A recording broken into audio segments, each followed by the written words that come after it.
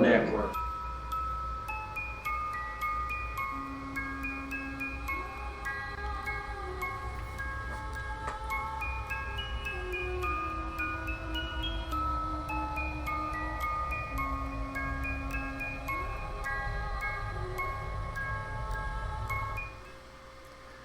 And you'll know these last times by the time of thin blood, which will mark vampires that cannot beget. You will know them by the clanless, who will come to rule.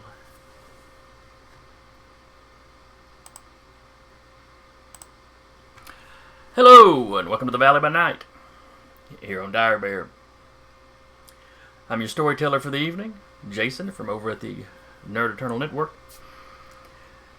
And joining me as usual will be Eric playing Samuel, Rat playing Maeve, Sarah playing Jolene, and Decca playing Blackjack.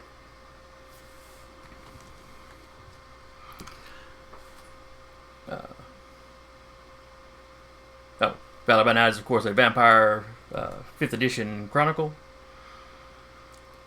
And this is, I believe, episode 2. So who wants to review last episode? I got it. Sure. Alright, go. Just to get my name out of the sack of people who have to pick it. Last session, we were informed of a murder that went on that was obviously Kindred involved, because it was of the nature of the death, and the vampire did seal the wound to make it take away or to keep the masquerade going. And we all kind of went our separate ways to try to investigate, or we all came together about it, and then we kind of went our separate ways to try to investigate it. Blackjack went back to and circled around his farm and unfortunately found the Brat Pack, our rival coterie. Samuel went and schmoozing with the higher ups and the yahoos on the rich side of town. Rap went to go check the murder scene itself, and sorry, not Rap. I'm misremembering names. Maeve went to go check the murder scene itself, and Jolene gave waffles to the firefighters. And they were very appreciative. Yeah. I think that was about it. We didn't get a whole lot until Samuel awoke the next night, and there was a kindred who had been murdered in a similar fashion. Alright. So yes, everyone has awoken. Get the Rouse check out the way. I believe Samuel made his Rouse check last time. Correct. Did I? Yeah, I did. Okay. Yeah, I think it was the last thing you did. I didn't know if we were going with that or if we wanted to roll at the beginning. I'm still good. I'm Maeve's extra good. hungrier. You rolled a I am not good. I'm Alright, so your hunger goes up by 1. Mhm.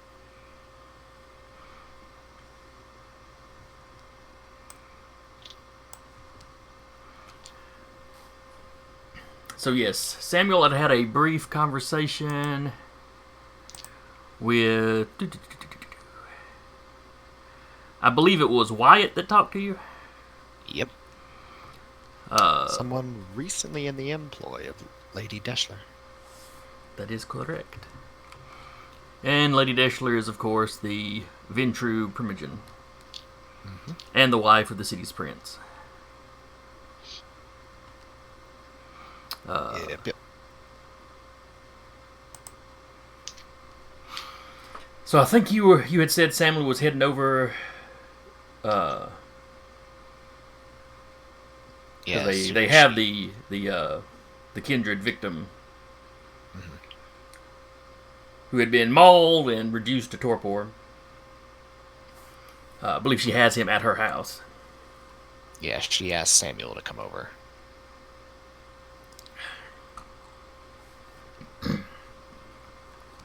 Alright, so you'll be heading out that way. Blackjack, what do you do as your evening begins? I I'm not muted. Cool. All right. I get up, do my evening tasks around the farm. The cows know it's feeding time. Chickens know it's feeding time. They might be like, "Huh, it's weird," feeding in the evening. But at this point, they're kind of used to it. So I get everything going. It's January, so the plants aren't gonna do a whole heck of a lot right now. And I kind of get up, truck around for a little bit. I'm not super interested in doing a whole lot, but it was weird seeing the Brat Pack circle around, so I might just circle around again, see if they show up again. Okay. But So you take care of the necessary farm stuff and then just kind of patrol. Patrol around, and I'll text Samuel and say, doing a round. Let me know if you need anything. All right. Samuel will reply, though, to the whole group, considering it just reminded me, got the text from Blackjack. Medical emergency, won't be at home for a little while. All right, and Maeve, Thumbs up emoji. you have woken up in your basement, Haven. Yeah. With her cat familiar. I believe her familiar Only with if it was actually a a dog. cat. No, just my headcanon is it's a cat now, because you just always have a cat. I do. Scully's now like, Mom, love me. Stop trying to give me kisses right now, baby girl. She's gonna get ready because she works tonight. At the club, so. Okay. And by the way, what is your dog's name? Let's just name him Vincent. That will be the first note for my session 2 notes. The Jason Carl made him.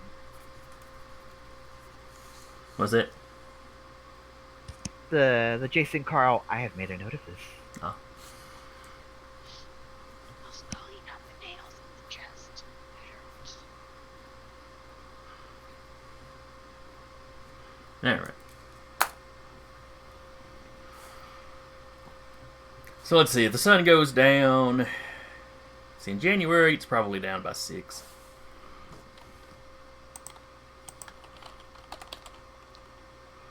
Let's see. Sundown. January. Let's see. In the campaign, it's Tuesday, January 15th, I believe.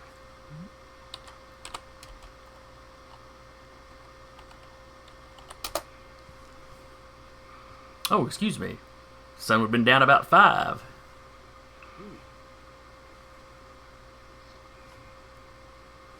Whole last extra hour to do stuff.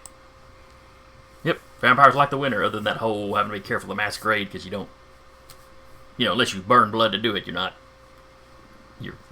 breath doesn't miss. Alright. I'm fine.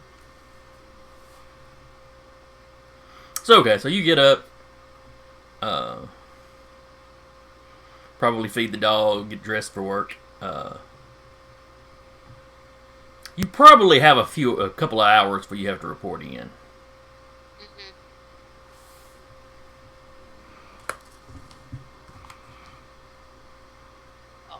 Since she is kind of feeling a little hungry, she's gonna kind of go look to see if she can find kind of a low life of sorts, kind of feed off, just to kind of sate the little bit of hunger she feels when she woke up. What is your hunger at? 2? Or her hunger. Okay, well, 2's not bad, but yeah. Yeah, just a little. She just feels that little. Just a little hunger pang. Yeah. Let's see. Alright, now, where are the hunting rules?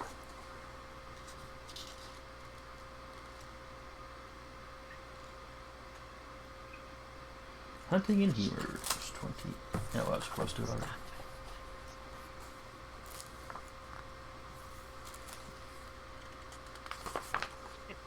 Go on, Mom, stuff, please. Thank you, Mother Love. Alright, now there should be a 1 rule version of hunting, I think.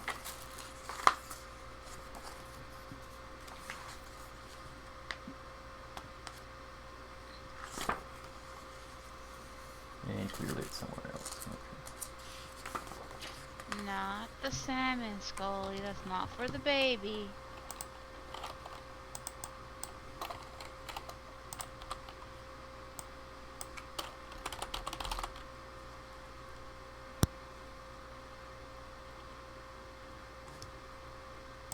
Ah, there we are. Alright, so you're going hunting. Let's see, you are an alley cat predator, I believe? Yes, but I go after, like, the criminals or, kind of like bad guys of sorts. Okay. Because I was reading and there's 2 different types for the alley cat. No salmon for the baby.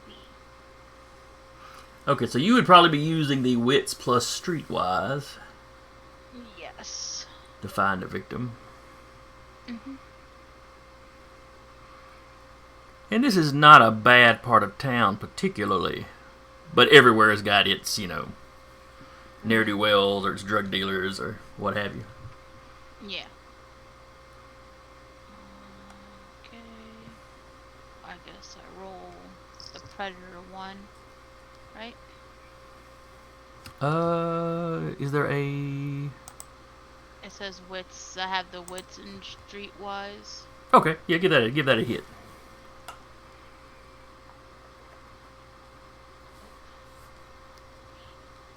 Did I not roll? Oh, there it is. Modifier. No modifier, right? No, this will just be a baseline roll. Ooh, look at that. Okay, that is... Let's see... 4 successes. I know we've had this discussion before. Was that 4 It's 4 total. total? Okay. Yeah. Alright, Okay, so... There's a 10 in there, but there's only one 10, so that's not a critical. And none of the hunger dice came up 10, so it's not going to be a messy critical. That's good. Yeah, messy criticals can be bad. I mean, it means you'd get the blood you needed. And I don't make a mess, and now my cat is laying weird on my... It's making me so weird. That's okay. Cats can go boneless whenever they want to. Not when she's on my mouse.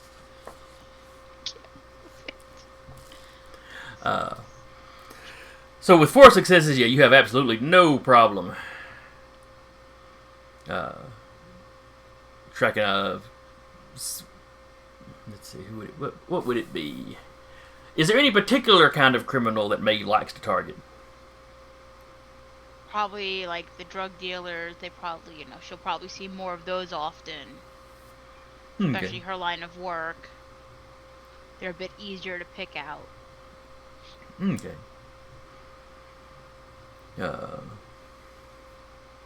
So yeah, you spend a couple of hours prowling around.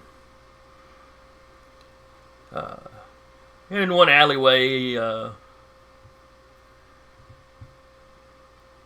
let's see. Probably close. We'll say close to the Valley Bend shopping center there. You see a guy just kind of standing out. It's January. It's a mild January, but still. And as you watch, a couple of people come up, and there's this, quick couple of words and kind of a quick handshake. You recognize it as them passing off, drugs and money. You manage to slink up to the guy, fairly close to the guy before he notices you.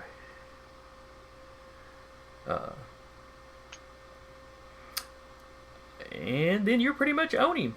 How much are you going to drink from him? Just enough to sate that little hunger I had woken up with. Not enough to, like, kill him or anything. Just enough to Okay. get a little feed. I'm just going to point out, if you drained him dry, you would have a hunger of 0. Yeah, no. Okay. Just a little feed. Okay. Well, He doesn't need an extra kill on top of the one they're already dealing with close to their coterie. Alright. So you just take a sip, because you only really need one hunger. And there's no complications. A sip does not take very long.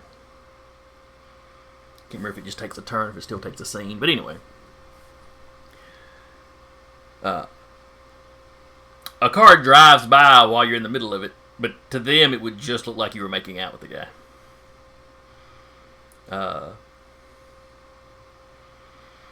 Let's see, with 4 successes, there's not going to be any complications. So, yeah, you take your sip, you lick the wound closed. And when a kind is being fed on, it's really pleasant for them. So he's a little out of it, and you manage to get around a corner before he kind of shakes it off, and he knows something happened, and he's like, feeling at his throat. You just hear him kind of mutter, "What the hell? Was that a drive-by makeout? What the?" And then you hear him start patting his pocket like he wants to make sure he wasn't pickpocketed while this was going on.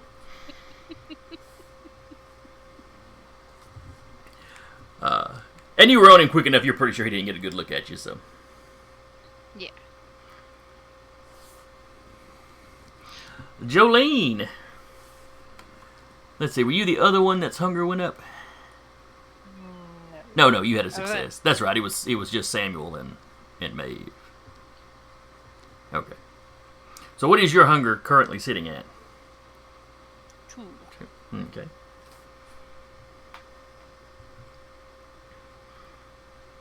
Now, unlike the rest of them, you could very well have been up before sundown. Probably not too much up before then, because she did spend some time doing stuff during the day. Okay, that's true. So she probably just did what she needed to do, did all the shopping, came home, took a nap, and then woke up probably around sundown. Okay. She'll just, throw a text out. Got all your stuff, I'll give it to you all whenever we meet up again for D&D. Whatever your code phrase is. Yeah. Every Saturday. Every Saturday. And she'll honestly probably just, until she hears something from someone else that they're meeting up, she'll probably just go about, I don't know if she would have work, she'll probably just go about checking on her mom, checking on a couple of other folks. Okay. And Yeah, just let's kind see. of... Does her mother join live the here in evening out. town? Yeah. Okay. So yeah, you're up and puttered around for just a little bit. You've sent out that text. You got that you got everybody's shopping list done. Shortly thereafter, you get the blackjack Samuel exchange. So he's Samuel is in about a medical emergency. You might assume that was something hospital related. Yeah. She figures if anyone needs to hear anything from her, she'll get a text or a call, or someone will just show up behind her all creepy like. So she's just gonna go about her evening until anything else pops up. Okay. Alright, so back around to Samuel.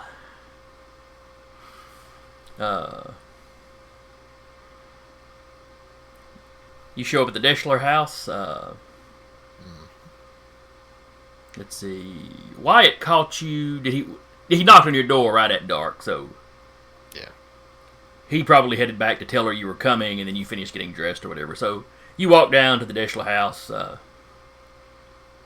Despite living fairly close, you've really only been in there once or twice.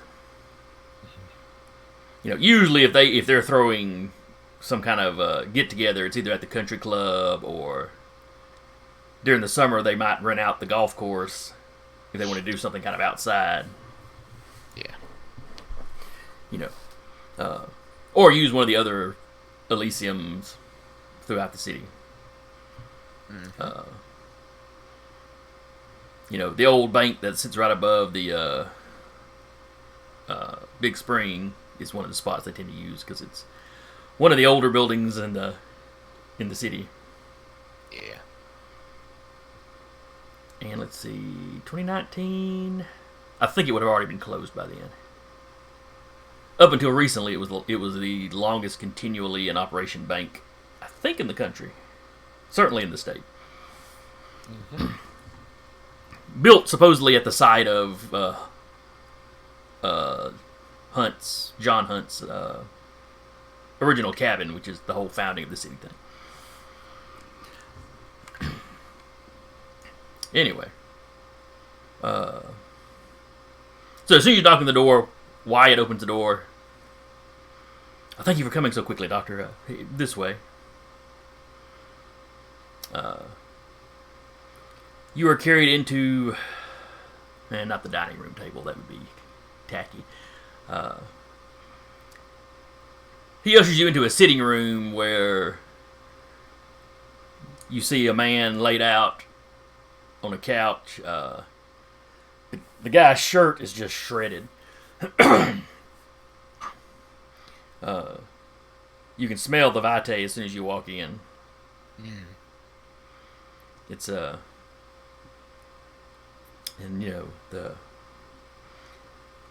your beast kind of rumbles. It's kind of the vampiric equivalent of your tummy rumbling when you smell something tasty. Yeah. But you know, you're only sitting at a 2, so it's not anything strong.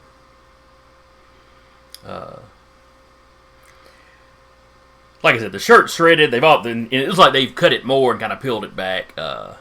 They've cleaned him up a little bit.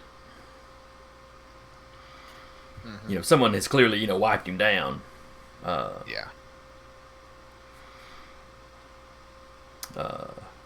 Let's see. Don't really need to roll, You can tell he's been clawed up. It looks like the wounds have started to seal up a little bit.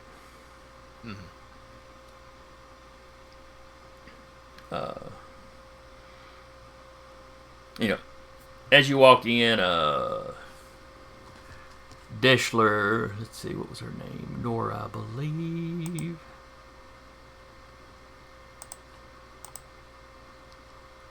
Yeah, it's Nora. Yeah. So Nora Deschler, Primogen of Clan Ventru, in the city commonly known as Lady Deschler, steps over to you. Oh, Doctor, thank you for coming. Of course. I don't know that your, medical skill is necessary to getting back on his feet, but we thought we'd have you come take a look at him, see if you could tell us anything about it. This is a Howard Trudeau, minor member of Clan Toreador here in the city. He has a very small domain just outside of the Jones Valley domain.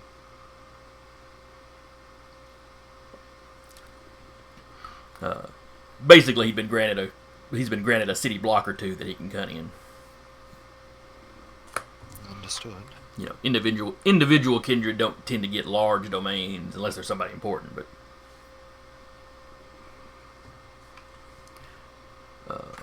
so yeah, I see Howard Trudeau.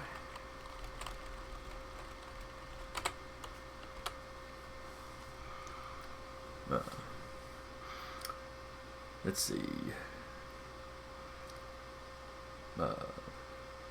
She pulls out, or she kind of snaps a finger, and a servant runs over with a folder.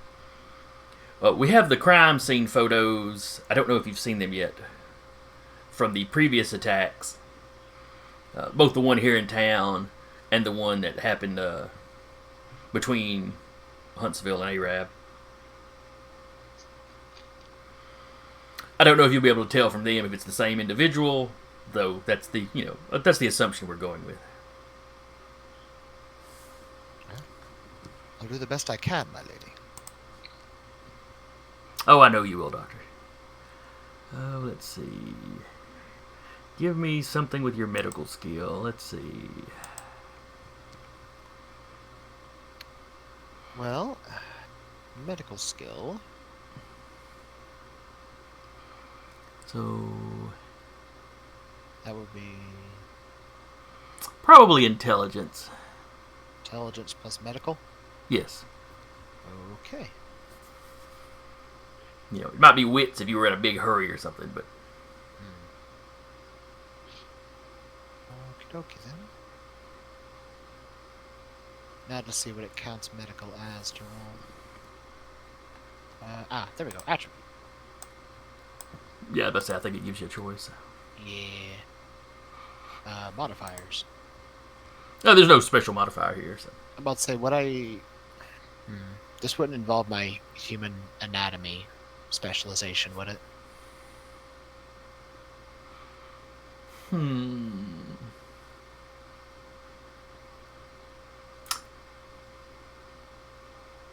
Go ahead and throw that in there.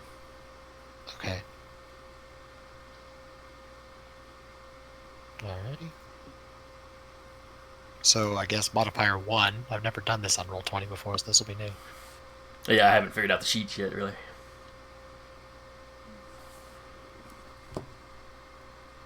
Alright, so that was a... Okay, that's 4 successes. That's pretty good. Yeah. And one of them was a 10 on the hunger dice. Yeah, but since there's not another 10, it's not a critical. Fair. So Okay. the 10 on the hunger dice only takes effect if it's a critical, which means there has to be 2 10s. Gotcha. Okay. Yeah, I'm remembering previous editions where if you got a 10 on one of the hunger dice, you got messed up. Well, you didn't have hunger dice in the previous editions because you had the whole blood pool system.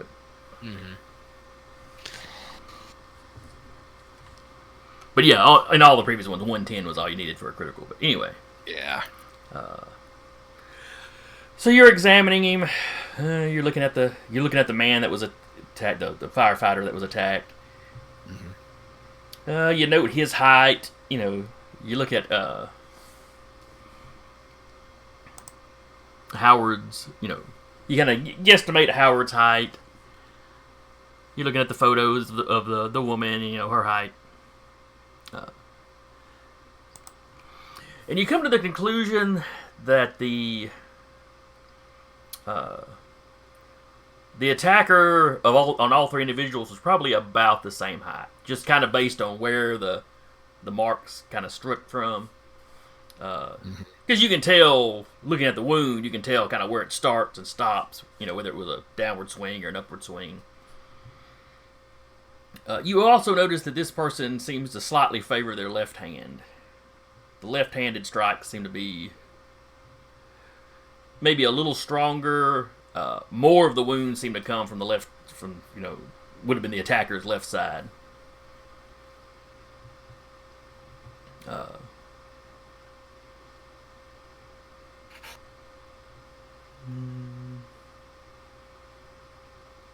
see.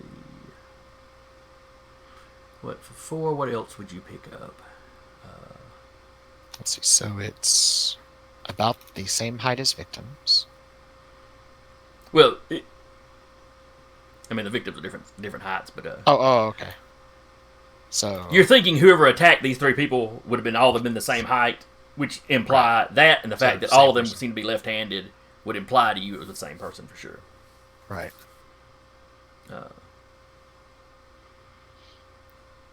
So you get a rough idea of its height, probably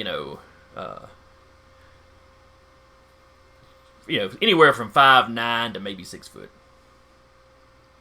So not necessarily a really big guy, but not short by any means.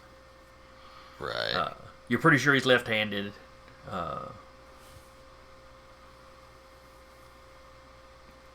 In all 3 cases that you're looking at, the attacks were pretty savage. There's not a lot of finesse to it.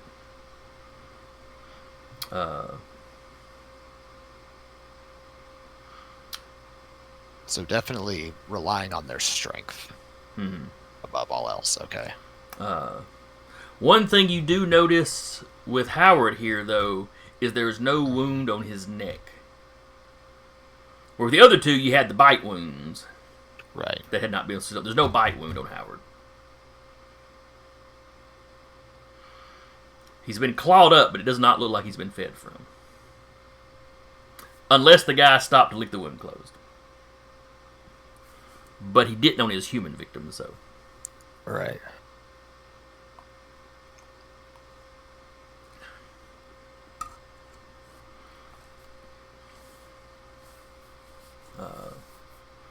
And that's pretty much what you get from examining the wounds and looking at the crime scene photos. Okay. So he'll look between them for a moment, sort of shuffle a few of the photos around, pull out a notebook, flip it open, start writing a little bit. Well, from what I can tell between the previous photos and our current victim,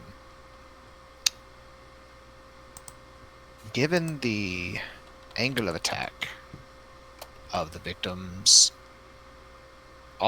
either it was multiple attackers, all the same height, which would be a remarkable coincidence, or it's the same person moving systematically, approximately around the height range of 5'9" to 6 feet.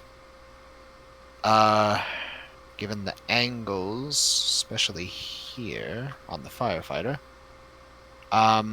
they do seem to favor the left hand. So likely a left-handed kindred of some form. They also seem to be relying upon a preternatural strength as opposed to any form of finesse.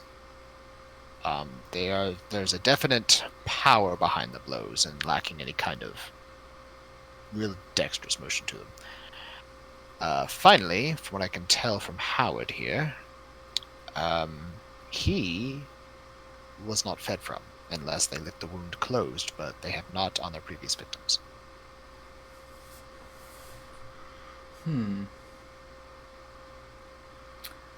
Deschler's, or Norris sits there. But if he's been this wild and uncontrolled previously, why wouldn't he have fed on poor Howard?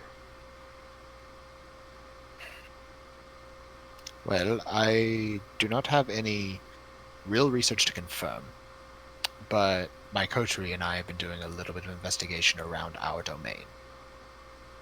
From what we're able to tell thus far, or it's speculation at this point, or hypothesis, but it seems that whomever this is might not be someone that is falling to frenzy, but someone that is intentionally feeding to the point of draining, and then riding that satiation to their next victim. Perhaps he knew of the blood bonding or perhaps he's wary of the blood bonding properties of feeding off of a kindred. No, that is possible. And so perhaps Howard here simply got in his way, and he just savaged his victim before moving on. Well, if he was hunting in Howard's neighborhood and in Howard's domain, and Howard came across him, Precisely. You know, the Toreador are not known for their warriors, so. No, they are not.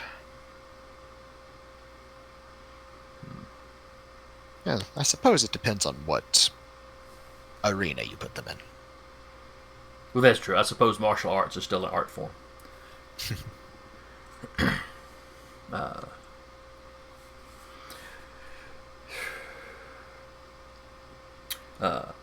As you've been discussing this with her, there was a knock at the door. One of the presumably ghoul retainers runs off. And just a few moments later, Miles Ross walks in. Samuel, you've met him a time or two. He is the primogen of Clan Toreador. Okay. A slightly heavy-set fellow. Not real tall, and not fat, just, kind of pudgy. There's not a whole lot of fat kindred. Mm-hmm. But he's managed to retain a little bit of pudge into his unlife. Just stick with a couple C's. But,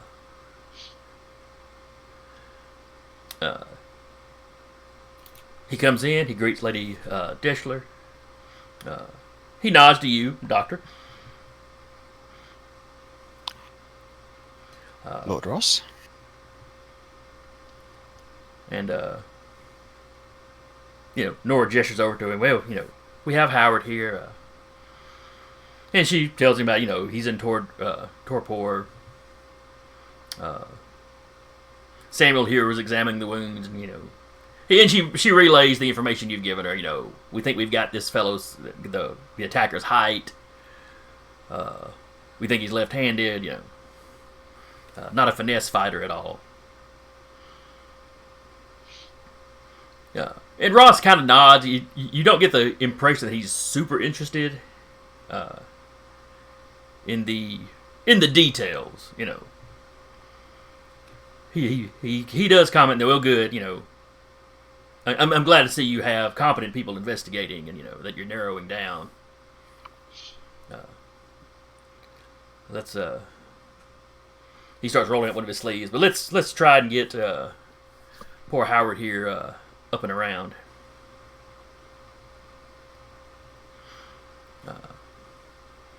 He pulls out a small knife, makes an incision on his wrist, and begins dripping blood into Howard's mouth. Well, while that's happening, Samuel will turn to Lady Dash. Was like, was there any... Did Howard manage to take any blood from his victim, fighting back? Might perhaps be under his nails. Well, you can certainly check. We cleaned him up, but we really just had... I simply had one of the servants wipe him down. They wouldn't have cleaned up under his nails yet. Right. If there's any spare blood, I could potentially make use of some of my training to potentially find something. Oh, you think you could track him with thaumaturgy? It is possible. It depends on how deadened the Vitae has become. Well, that's fascinating. How exactly would that work? Well... And you've known her for a little while. Yeah. She's always very, very interested in blood sorcery. Yeah. To the point that your previous Primogen had warned everybody in the clan, she's a close ally. So, we have, stay polite at all times, but tell her nothing about the path of blood. Yeah. Well, it is a long and involved process, but involving a great deal amount of scientific and biological study. Something that I've had to devote an entire lifetime towards to understand. She's like, I'm fascinated by how much science gets used in your magics. Yeah. But I guess it's just an understanding of the natural world. Just helps. If you wouldn't mind, my lady, I'd like to get started. Oh, yes, please do. He'll go over and he'll check to see if there might be any dried blood under Howard's nails or anything like that from, self-defense marks of where he tried to, claw at him or something. Examining his hands, you don't find any blood under the nails particularly. There is some bruising on the knuckles, so you think Howard may have been punching rather than clawing. Okay. Which, most kindred don't have claws. Yeah.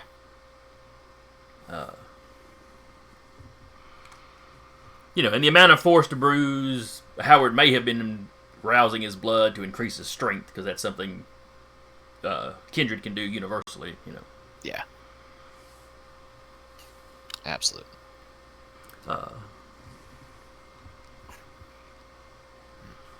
Let's see.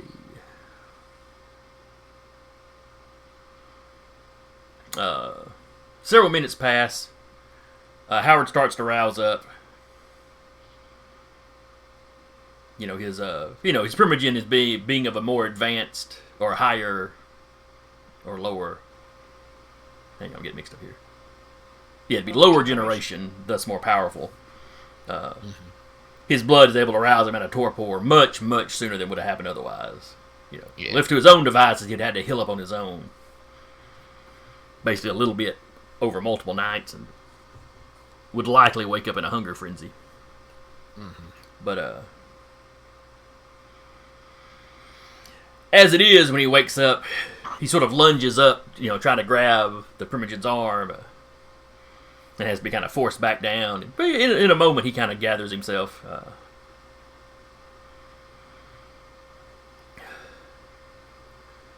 What happened? Where am I? Oh, Lady Deschler. And then he looks down and he sees what a mess he is. It's kind of like, sorry you had to see me like this. Yes, well, if I may speak, my lady, my lord. He'll look to the two Primogens. Oh, they both give you a nod. Also, it's just a sort of an OSC thing. He'll always refer to the Primogens by lady or lord, and the princes by prince. He just always refers to them by that way. Most folks refer to the prince as prince most of the time. Yeah. The lord and lady thing coming from you, everybody's going to go, oh, he's British. Yeah. It's just his quirk. Yeah. That's what he does with the Primogens. It's like, well, last night you were attacked and reduced to torpor. Yes, there was a poacher in my domain. Yes, I noticed he was poaching outside of my own domain the previous night. My coterie and I were trying to find out any information. Would you happen to have any? Your wounds and the previous victims that we've found managed to get us some information, but any more you could tell us would definitely be helpful.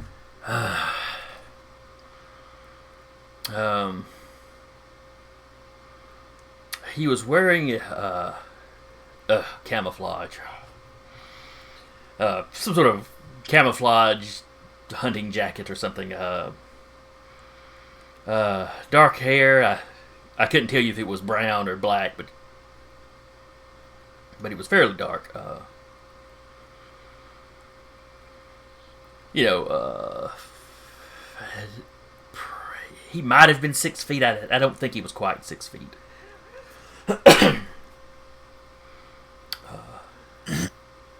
Seemed skittish when I first approached him, but then when I got up to him, he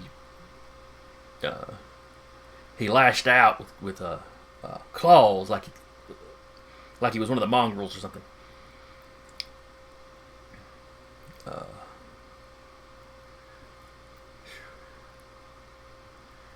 Let's see, what else would Howard have picked up?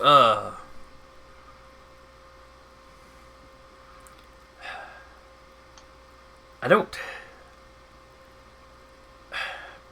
think he was very old. Maybe he seemed frightened as soon as I yelled.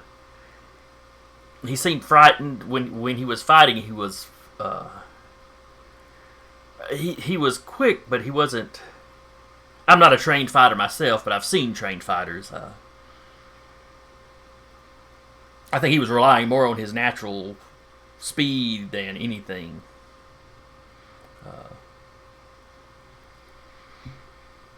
He was certainly strong, but that may have just been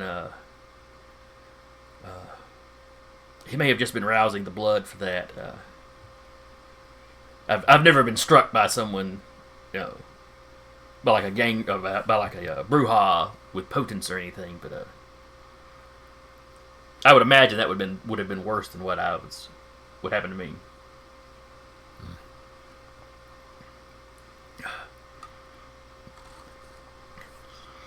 So you think this was the same person that attacked that left that messy kill out the other night? Well, evidence is pointing towards that, yes. Huh. You were not bitten. Unless he sealed it. But he did not seal the other two victims. He or she. Well, after that fight, he wouldn't have gotten much out of me anyway. Very true. At least he's not a Diablerist. Yes.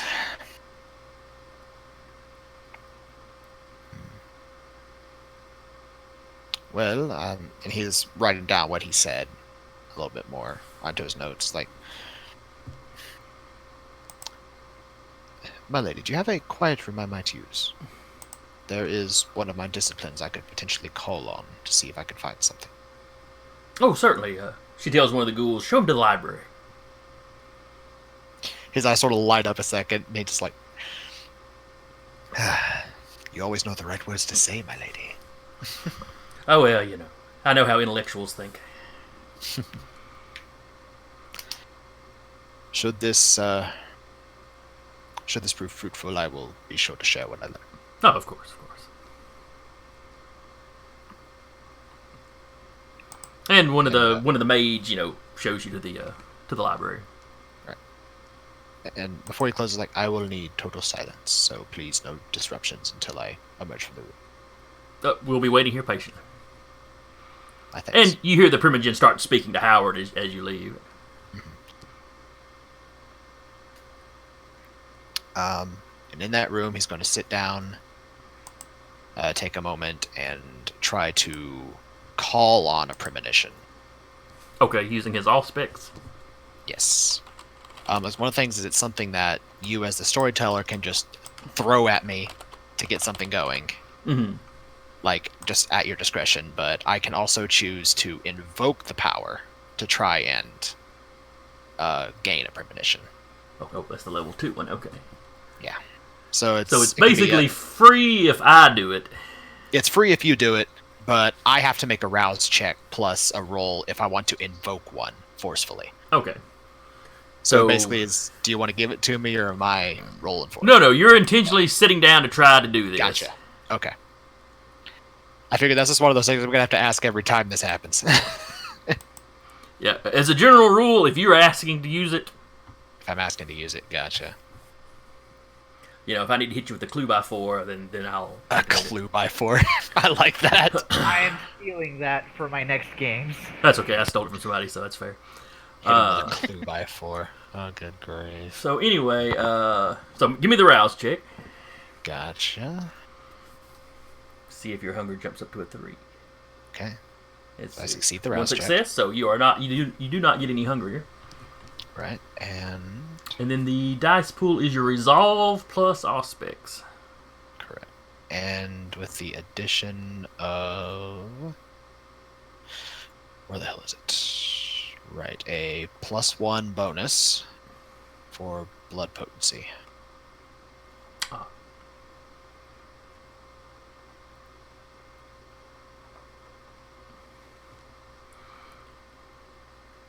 Alright, so it is 2 successes. Mm-hmm. Alright. Excuse me.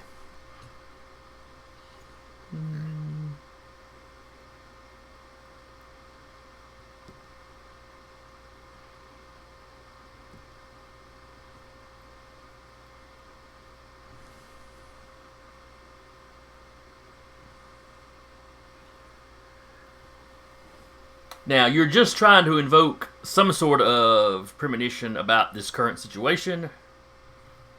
Or what specifically are you seeking information on? Are you muted? Yes. Okay. He's trying to see if he can get any information on a future hunt that this mysterious attacker might try as a potential ambush by the kindred. Okay.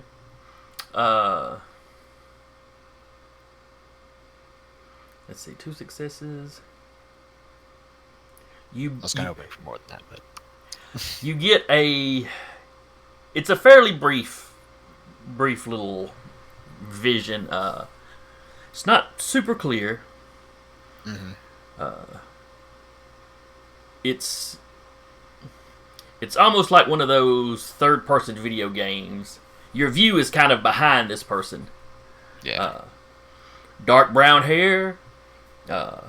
He's in a camouflage hunting jacket that has... it's not raggedy, but it has seen better days. It has seen some use.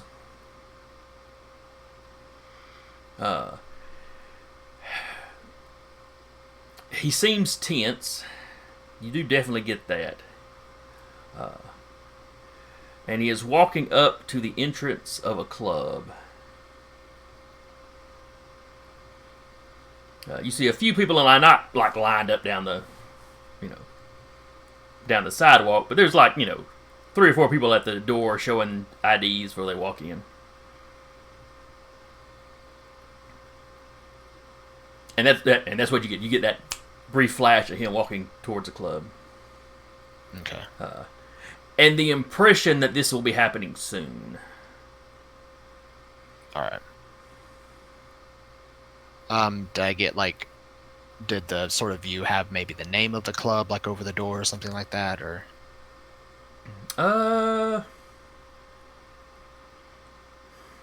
No. Okay. Next question then. Since Maeve does work at a club, would there have been any conversation about like her job or some point that I might be able to recognize like a uniform? Both to you and Rap, basically. Would Maeve have been one to talk much about her job? I mean, she said she would have had that she had a job, that she worked at a club, but that was about it. About it? Okay. Mhm. So probably not. Alrighty, that's fair.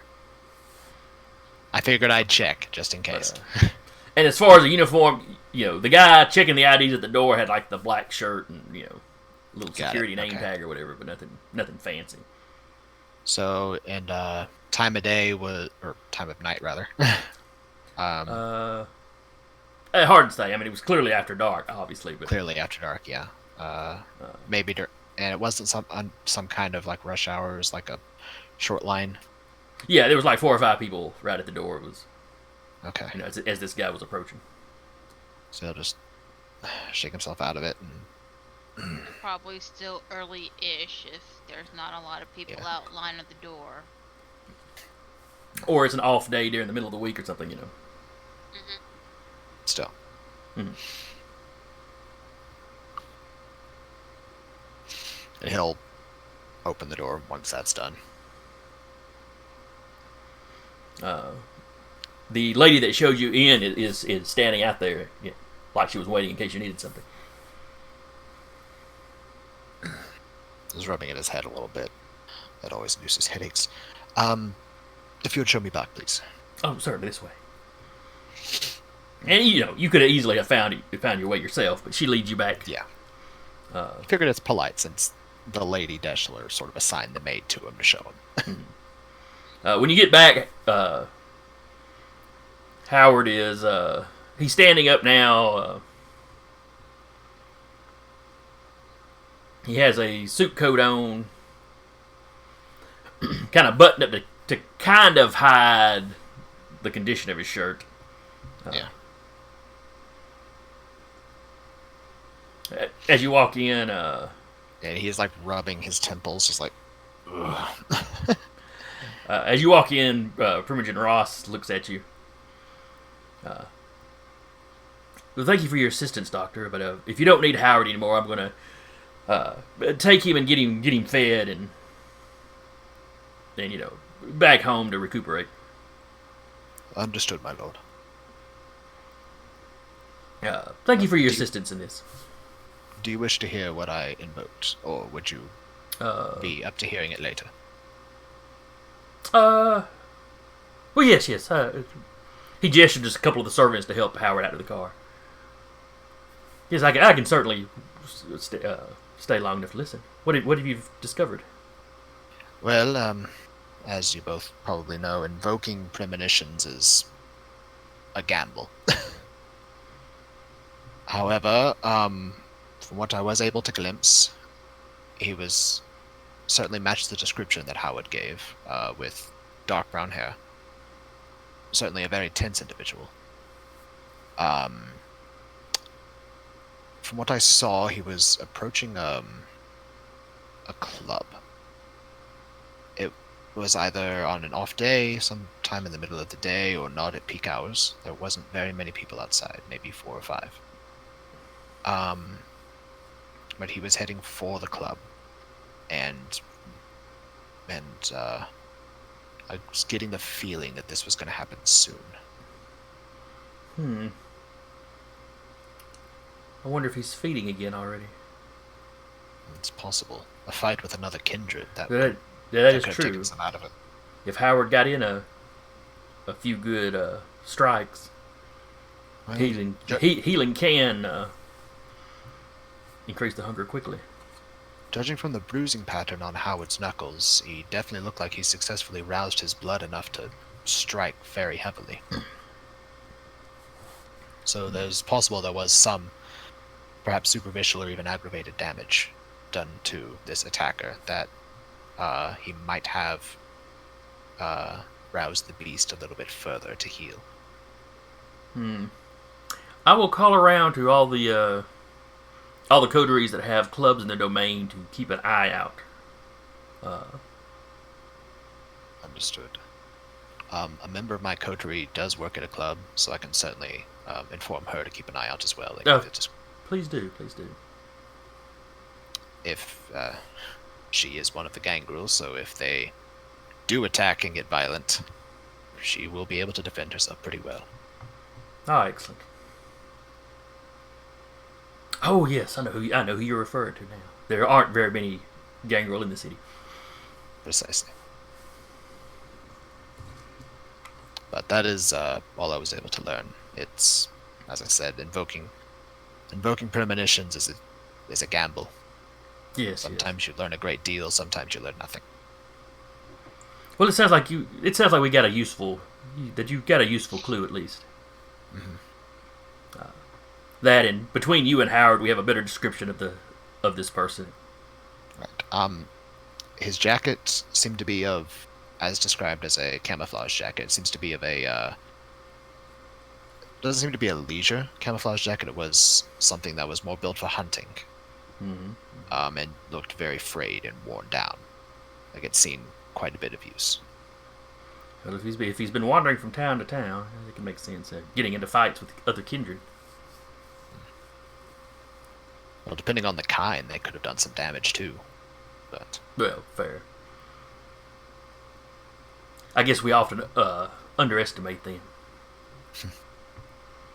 yes, it's easy to do. But I've seen just how deadly kind can be in warfare. I've served in a few myself. Yes. And what the Second Inquisition did to your own clan here in the city. Yes. Fortunately, I was not there at the time. I was away on business. Yes, I kind of assumed you were probably at the hospital. Well, thank you for your help, Doctor. If you discover anything else, please let us know, and I will let the prince know that you have been helpful, and pass the information on to him. I'm sure he will alert the sheriff and the scourge. My coterie has been, as I told the Lady Deschler, my coterie has been doing some investigating around our borders, see if we might learn anything. Thus far, as I told Lady Deschler, well, you were informed already by her of our findings, or of what I've been able to find thus far. Best I can tell, although this is just a hypothesis from what I've been able to put together, it seems that whomever this is draining people dry and then moving on to his or her next target. Sort of riding the satiation of the hunger and not adjusting to having that constant Going as far as they can between feedings, basically. It's what it seems. This Why would they be so careful to try to put as much distance between a kill as possible, but then leave the kills so sloppy? well, again, just hypothesis on my part. I have no substantial evidence. But perhaps it is a newer kindred that was embraced as a crime of passion, so to speak, and is trying to not feed as long as possible. Take as long as possible to feed. And perhaps has a moment of panic once the deed is done and flees the scene. Lady Deschler nods her head. That's possible. That is, creating a childer and then simply leaving them to fend for themselves is how the gangrel tend to do things. Oftentimes, the sire will be watching at a distance, though, judging whether the childer is, fit to survive. Usually, though, they would clean up this sort of mess. Of course, if it's an anarch gangrel, they might not care to clean up the mess since it's already inconvenience. True. Well, I won't keep you any longer, Doctor. Thank you for your help. Of course.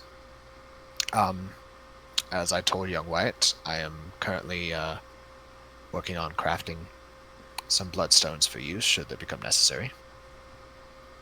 Well, hopefully, if we can find this fellow the first time, we can bring him in and discuss his wayward actions. Of course. Should they become necessary, I will bring them to you when they are done. Well, thank you.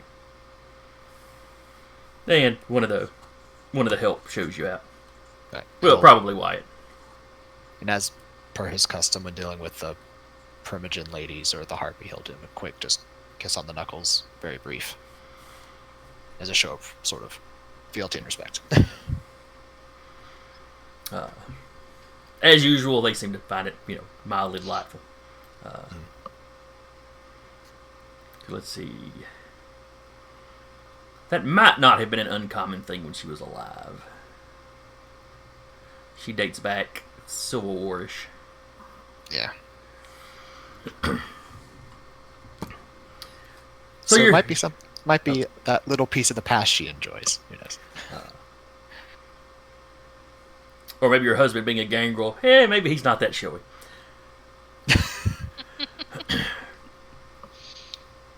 She has to get her jollies from somewhere. Yeah. So anyway, you're shown the way out.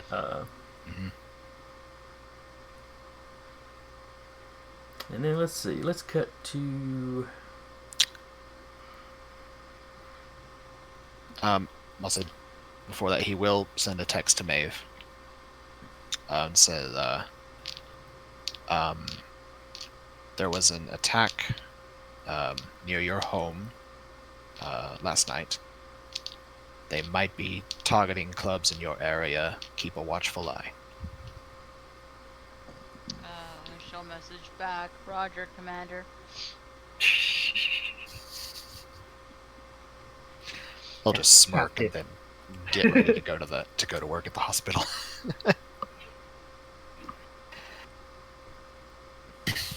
All right. Which, whenever when he get around to it, he'll see if there's a sleeping person on the night shift with that sort of no one is watching. Just under the guise of doing a checkup, we'll Okay. see if he can. feed you. Next time I cut over to you, we'll do the feeding roll for you. Yeah, All right. stand man. Yep.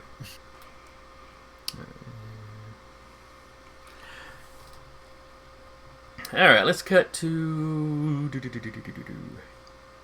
Let's see, Blackjack. You said you were patrolling. Yeah.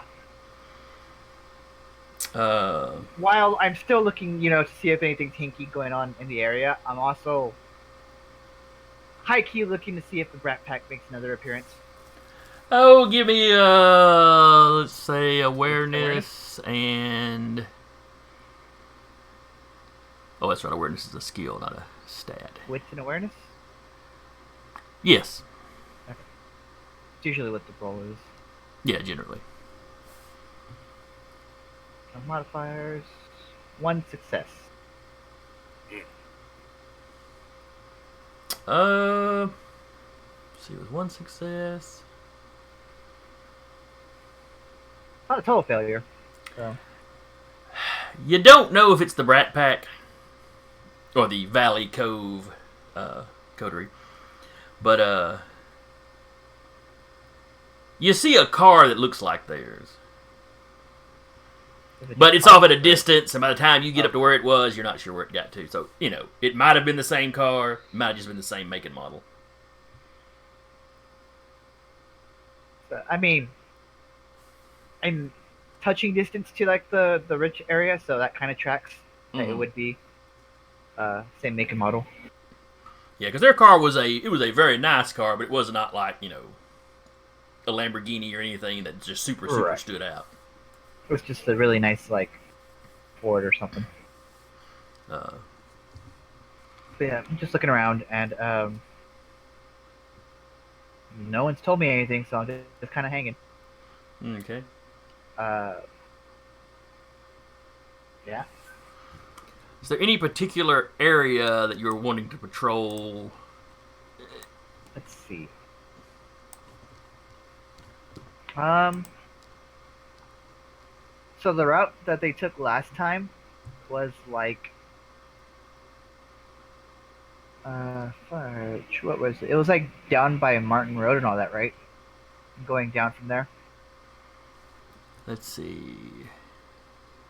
I think that was more. Yeah, here was more or less. Martin Road there was more or less where I think you spotted them. Yeah. And then they kind of they hit it kind of south. It really just kind of followed the border of your domain. Yeah. Until they got over to Cecil Ashburn, which takes them up over Pine Bluff and basically up over the mountain down to their side of town. Sure. Which is fine. I'd probably just run over that area again and as I get to like towards Cecil Ashburn, I was like, oh, no one's here, and then go back to my farm. Okay. But I haven't received word or anything yet, so I'm just vibing. And Captain Commander said he's gonna be busy. Not gonna bother him. And you're not hungry particularly, so. Yeah, I'm not hungry. That's the other thing. And I don't have an aspect power, so I'm fine. I can't make that any easier. Jolene, you are off work tonight. Yes. You've called around and you've talked to your mother. She's doing fine. Let's see, is she old enough to be retired, or would she still be working? She is the town drunk, so.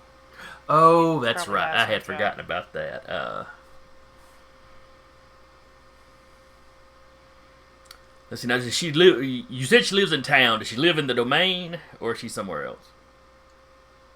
She doesn't live in their domain, probably. No.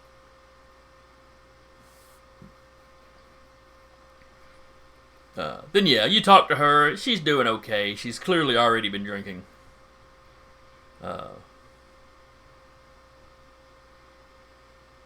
She's talking about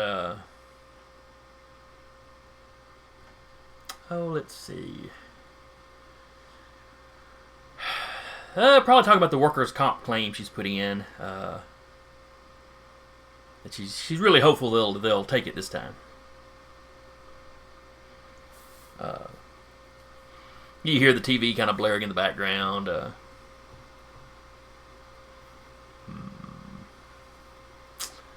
What would your mother be into, or what would Jolene's mother be into? Reality TV or like old episodes of Cops? Whichever one's on.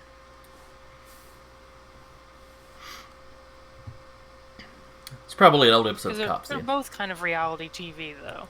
Well, that's It's true. just That's true. A little One, bit trashier than the other.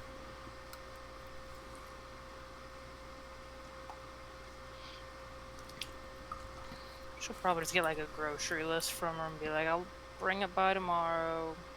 Yeah. yeah, After work or there's something. some food on that list. There's a lot of alcohol. She's gonna pick up the food. It's like, oh, let's see, is it Milwaukee's Best? That's one of your really cheap ones. Ew. Look, she likes a quality beer, but quantity is its own quality. Yep. She'll get the list, but she's gonna pick mostly up food. Because she knows she's probably stocked. You carry her a 6-pack when she was asking for the 24. Yeah, they were out. It's the damnedest thing. If your license hadn't been revoked, you could go get. They're always out when you go and get it. Walk your ass down there yourself. quieter grumbling then.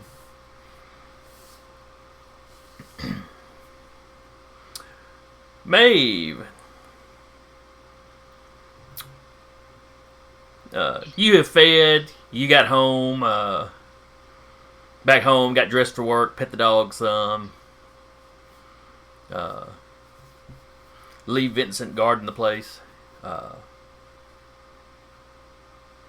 let's see, we said your haven was like a basement up under an abandoned house, correct?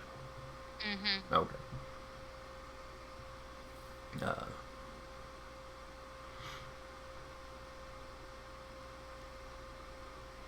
So do you leave him in your haven guarding, or do you leave him in the house above it?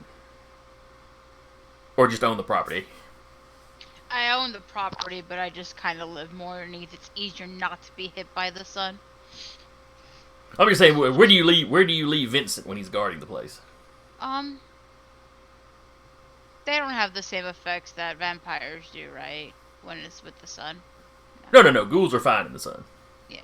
I'll just leave them to run up the house. Okay. Yeah. Now, do keep in mind when running around, like leaving him around in the public and stuff. Ghouled animals tend to be a little more aggressive than normal ones. Mm-hmm. I mean, if you give him the command to guard, then he's going to guard. You've got him trained on what your property is. Yeah. So he's not going to run into somebody else's yard and attack him or anything. But Mm-hmm. he's going to be one of them dogs that starts barking and stuff if somebody walks by and looks at the property. Yeah. And we said he was a German Shepherd. Mm-hmm. Excuse me, I got something in my eye. Alright, so you go to work. It's Tuesday, so it's not a busy night.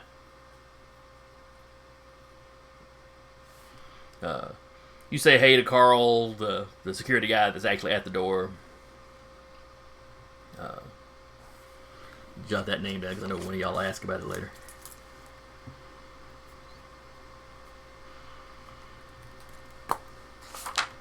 It's Carl with a K. He tells you never trust a Carl with a C.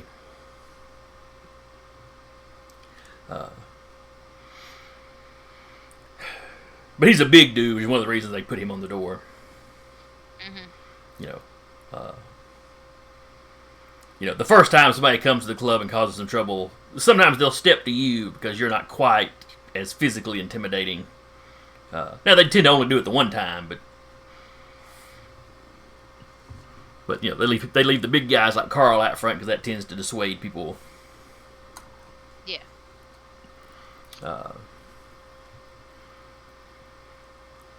So, you're walking around, you're keeping an eye out. It's early in the night, so nobody's wasted yet. There's, really not a whole lot going on. Mm-hmm. Now, after you've been there a couple of hours, give me an awareness roll. Be awareness wits.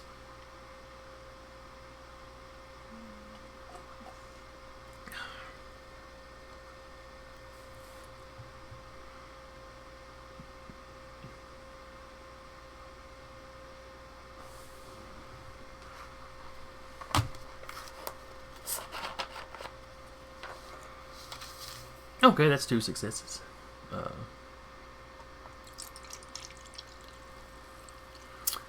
You notice one guy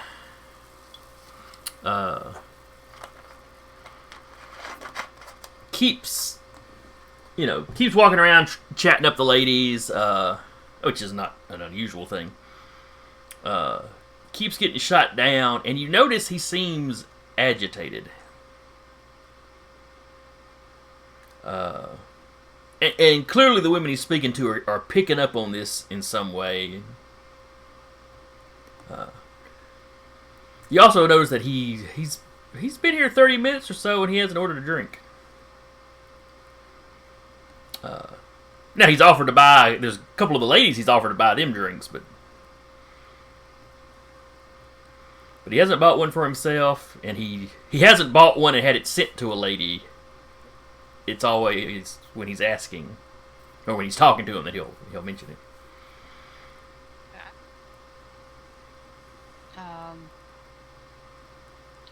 Did Samuel message her what the guy was wearing?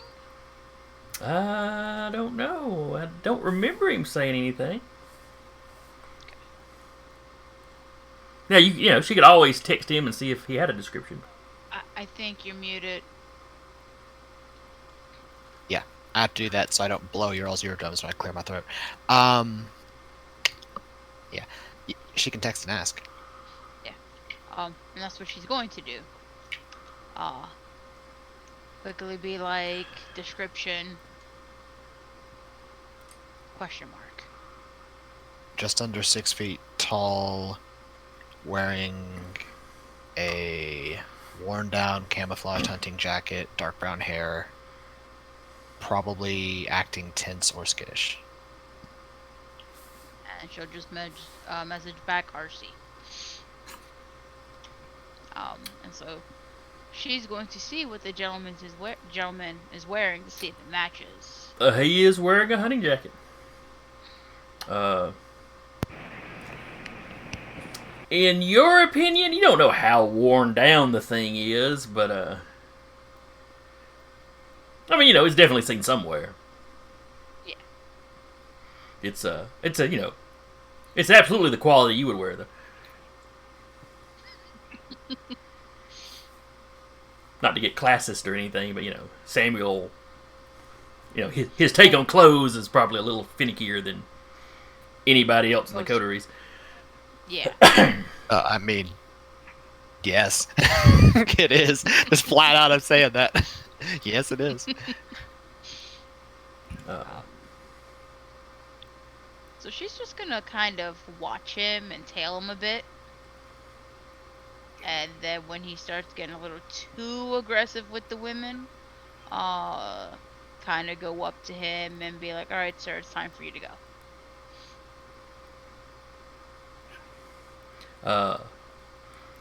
The woman he's talking to, and truthfully, one or two others in the room, you see them kind of relax when you do. It's like, oh, thank goodness. Because it's not that he wasn't taking no for an answer, but he'd keep circling back around to the same people. Mm-hmm. What? I haven't done anything. Maybe you haven't noticed you haven't done anything, but it's for your best interest to head out for the night. Now, hang on a second. And then he sees where a couple of the other bouncers are, you know, they're not walking right up on you because that might escalate. But they're clearly moving to where, you know, you've got, you know, he realizes, okay, she's got backup if you know.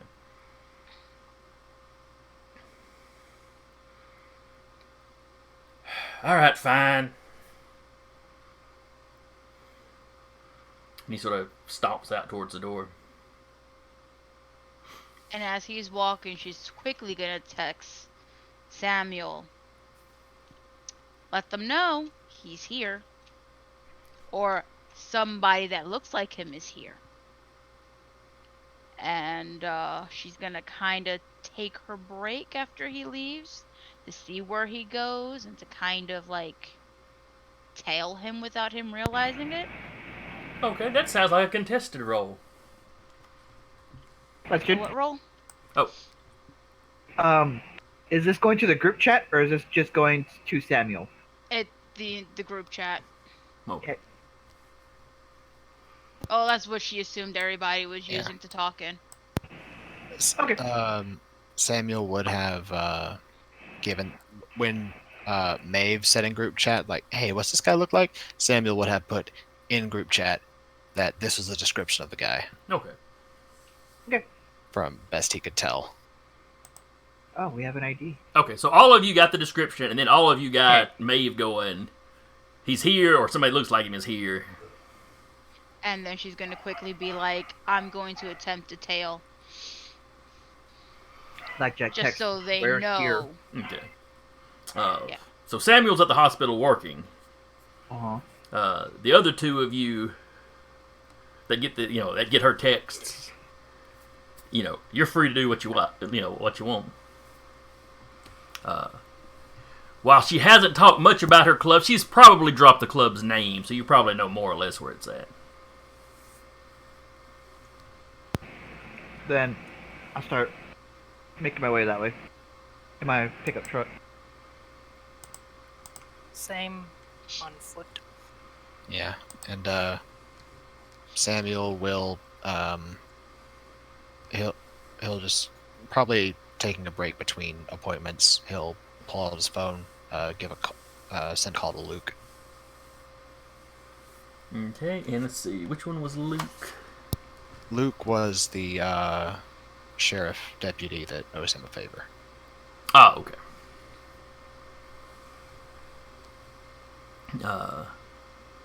Samuel, seeing if he could pass the info on to Luke, sort of say, "Hey,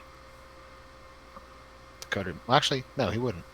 He'll see if his coterie could do it first, because Blackjack and Maeve both are pretty strong. So his thoughts is if they can bring him in, that's a pretty good boon for the coterie, in the eyes of the Primogen Council. So. We'll see. Yeah, so if that doesn't work, then he'll see about getting backup from the deputies. Alright. So. You know what Jolene needs? Jolene needs a bicycle. Because she's a vampire, she wouldn't get tired, so she could basically pedal at max speed. No, I need her to have a Harley now. I need her to have a Harley now. She becomes the Amblin logo. She hits a bump. No, a Vespa. Wow. She'll save up for something with a motor. Just Scooter. imagine, just A like motor One of those scooter. pocket bikes. imagine like Motor 3 months down the road, she's got this like skull helmet and like spiked leather jacket, just like a big old Harley. One of those like just lean back learn out things. that Wow, and Jolene, just that's very Ruha. a motor scooter, small little thing that's easy to, She's gonna keep riding the bus if y'all keep this up. In throw the bus. Huntsville, they call them shuttles. Yes, they are shuttles. So, yeah. I'm gonna eat the bus at the club. Shuttles Yeet are the small bus. as buses go, so yeah. Whoosh. do you have potence? I don't remember. I have potence too. Do you have potence? Okay, I couldn't remember if you had potence or not. Mhm. I knew you had fortitude. I have fortitude 2 and potence 2. Fair enough. Okay. No presents, No presents. which I think presents is the other Bruja one. Yeah, presents. Yeah. I don't remember why Annabelle has aspects in LA by Night, but it's fine. Oh. Probably her hunting. Yeah. Preferred hunting style. Or Maybe. experience spent, because you can theoretically any She kindred would- can learn any discipline. But Well, in the begin with that, she was like the bare bones baby vampire, so I didn't understand it, but it's Probably fine. hunting style. yeah, it's probably Different campaign. anyway. Yeah, I'll start chucking my way that way. All right, so both of y'all heading that way. Mhm. All right, so I was saying, Maeve, that it is a contested roll because you're trying to tell him without being noticed, correct? Yeah. All right, I would call that probably wits Mhm. and stealth. Yeah, wits and stealth Stealth. versus his wits and awareness. Wits.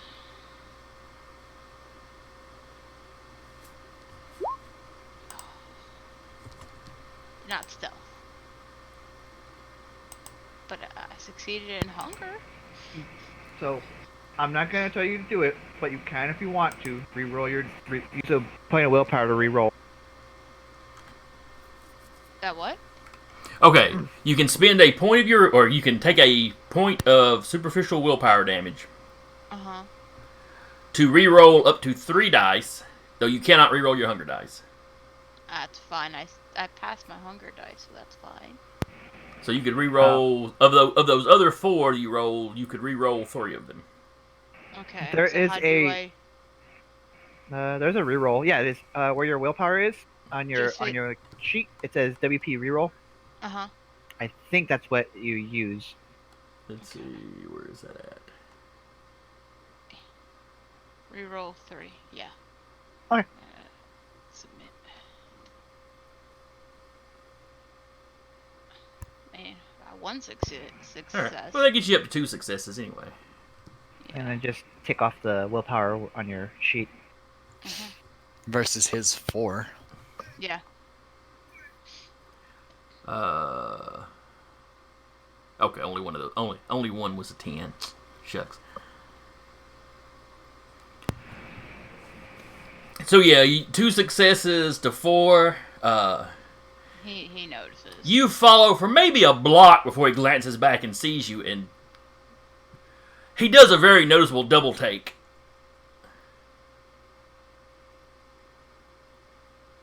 And then he just kind of yells down the sidewalk at you. Are you following me? She just doesn't answer.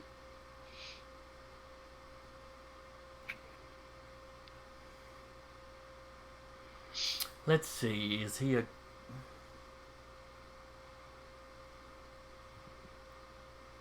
He picks up his pace a little bit. And kind of the first gap between buildings he comes to, he ducks down the alley. Okay. She's gonna kind of give chase.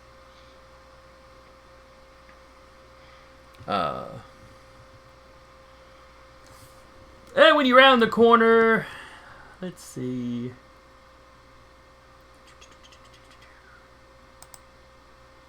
Well, you were laying Turn on in your the look- perfect spot before. Why? Turn on your location. I just want to talk.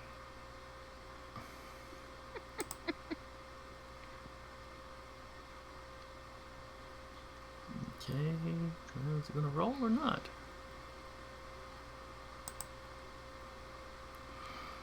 Alright, so when you first round the corner, you don't see him. Go ahead and give me an awareness roll if you're, want to try to spot him.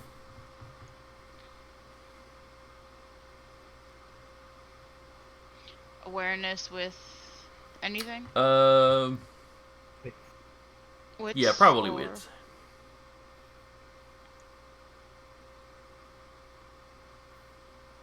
Ooh. You don't see him, but you hear a rustling behind this dumpster.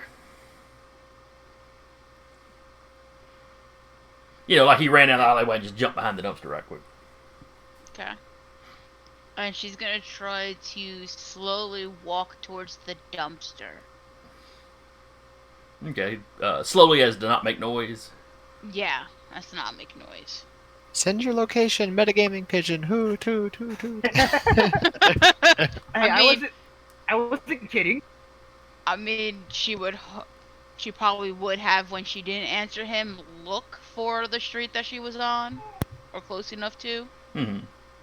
and then just pull out her phone as she's slowly walking towards the dumpster and just type alleyway. Alleyway After, like, the between, this street and this store or whatever it was. Yeah. And then after that, dumpster. Just to give a better location in the As alley. I get within, I don't know. I activate. All right, you were cutting in and out there. What was that now? Sorry. As I get like within a block, I guess I activate prowess. Okay. And that's good for a scene once you do that, isn't it? I don't know if it's a rouse check or not. We can check right quick. I don't have the book in front of me. That's okay. I've got yours in a Google Doc. Hmm. All right, blackjack, potence, prowess. 1 rouse check.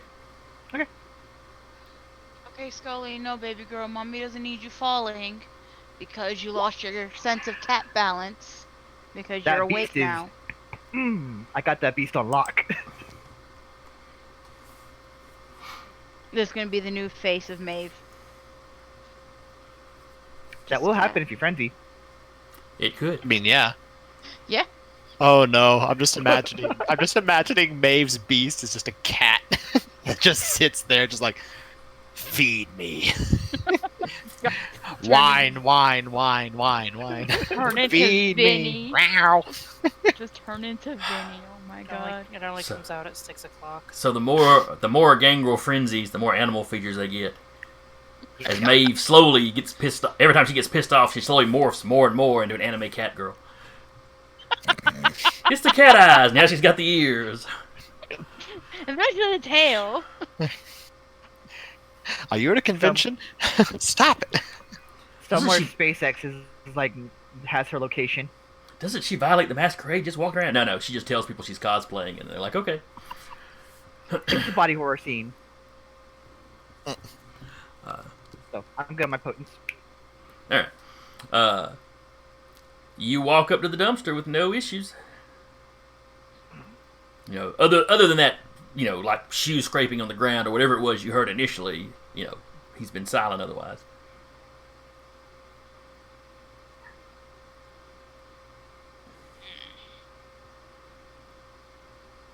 Sorry, I'd also say when I get there, I kind of like I do the classic park the truck right there, so it's like blocks off the other side of the alleyway. It's gonna take you a Uh-huh. minute to get there. Calm down. Yeah, I know. I'm just saying. Go for it. The stage is yours, Rap. I'm sorry. So what's Maeve doing? She's just gonna kind of whisper, come out, wherever you are. And then just wait to see what he does. And he does.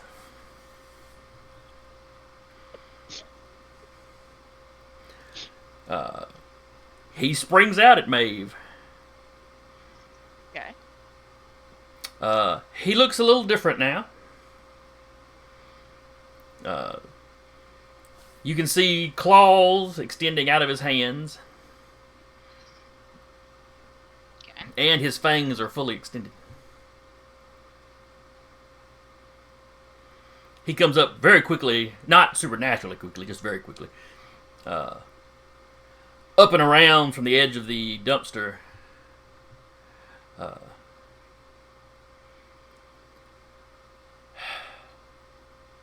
What would he say? It could have been anybody. I guess you brought this on yourself. Gangrel fight. Gangrel fight. I mean, she's gonna kind of go more into a lax state, kind of to be a bit more flexible in her movements and not just like tense up a bit. Be like, well, bring it on, big boy. Alright, so he's...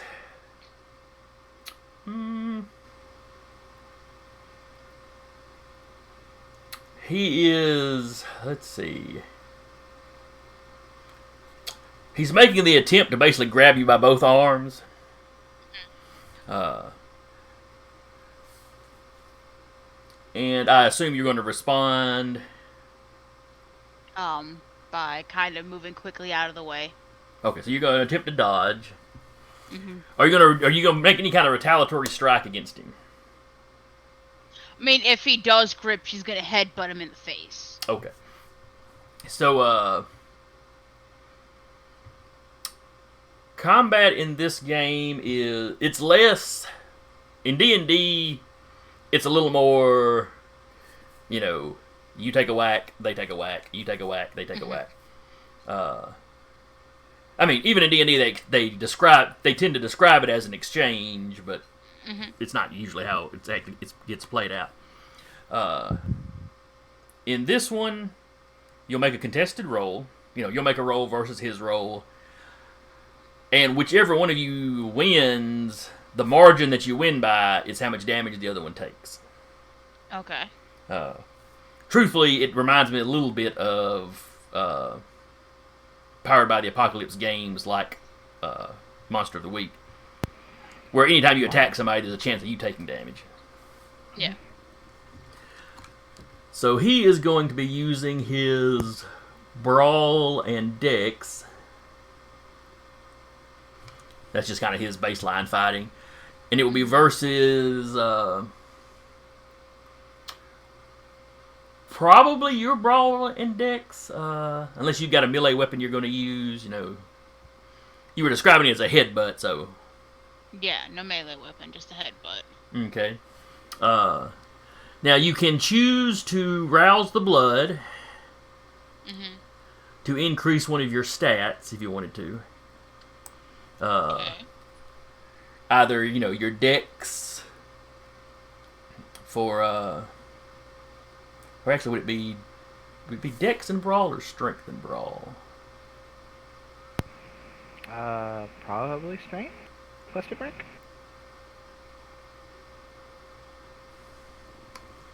It's probably up to you.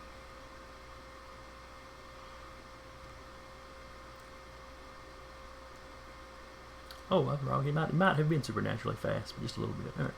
All right. So yeah, he's gonna go with dex and brawl. But like I said, you could burn a willpower, or make a rouse check rather, to increase one of your stats. You know, like dex if you were wanting to hit better, or strength if you want the headbutt to do more damage.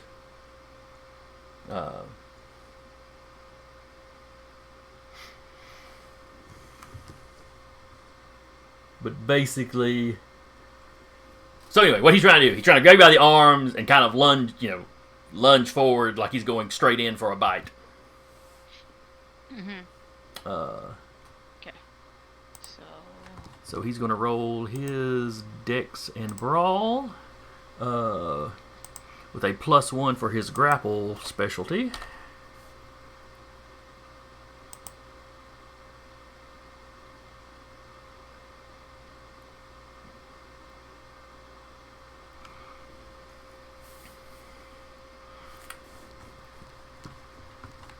Now let's see. Let me glance at your sheet.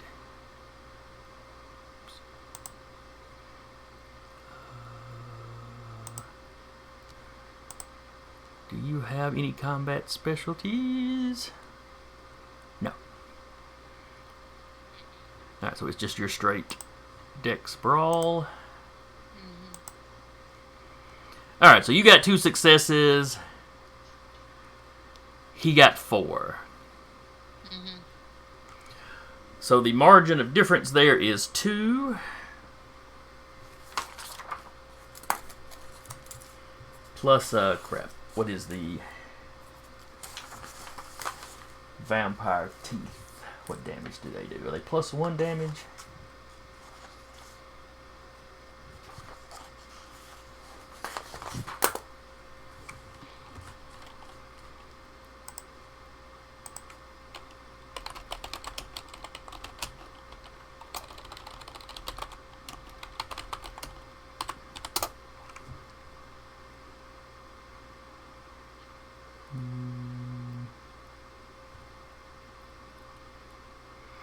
Alright, if protein Well, is see. used.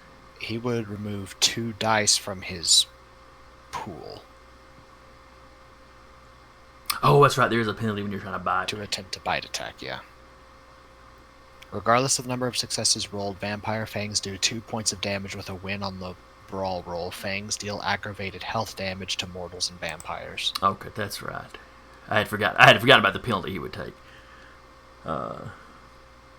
See, on turns following successful bite attack, Vampire can feed from the target. At this point, Vampire suffers no penalty to their brawl pool. A successful bite is hard to dislodge. Okay. Well, I did not give him the penalty, so rather than bite, right now he's just trying to grapple. He's sinking his claws into the arms. But he is not going to bite this round then.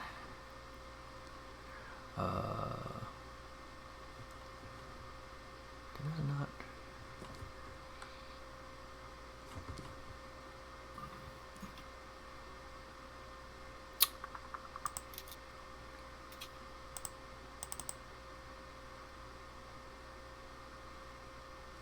Ah, there it is, the killer's disciplines.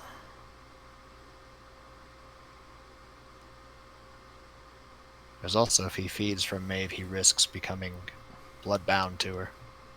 Well, that's a 3-step process, but Yeah.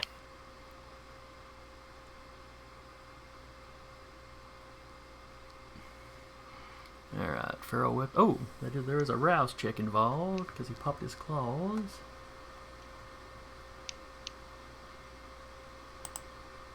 Let's see.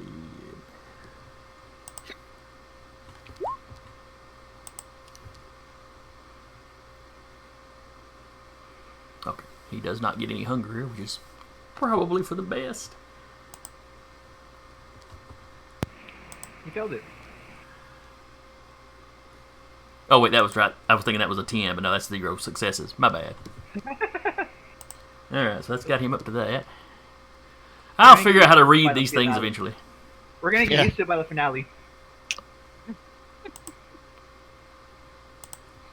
Alright, so let's see. Feral Weapons, when activated, adds 2 plus 2 to their brawl damage. Causes aggravated health levels.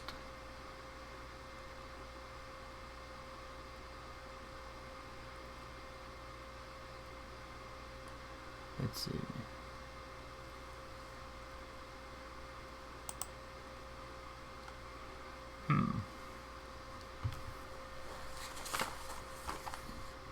Just a second, I cut and pasted his power, but apparently I left part of it off.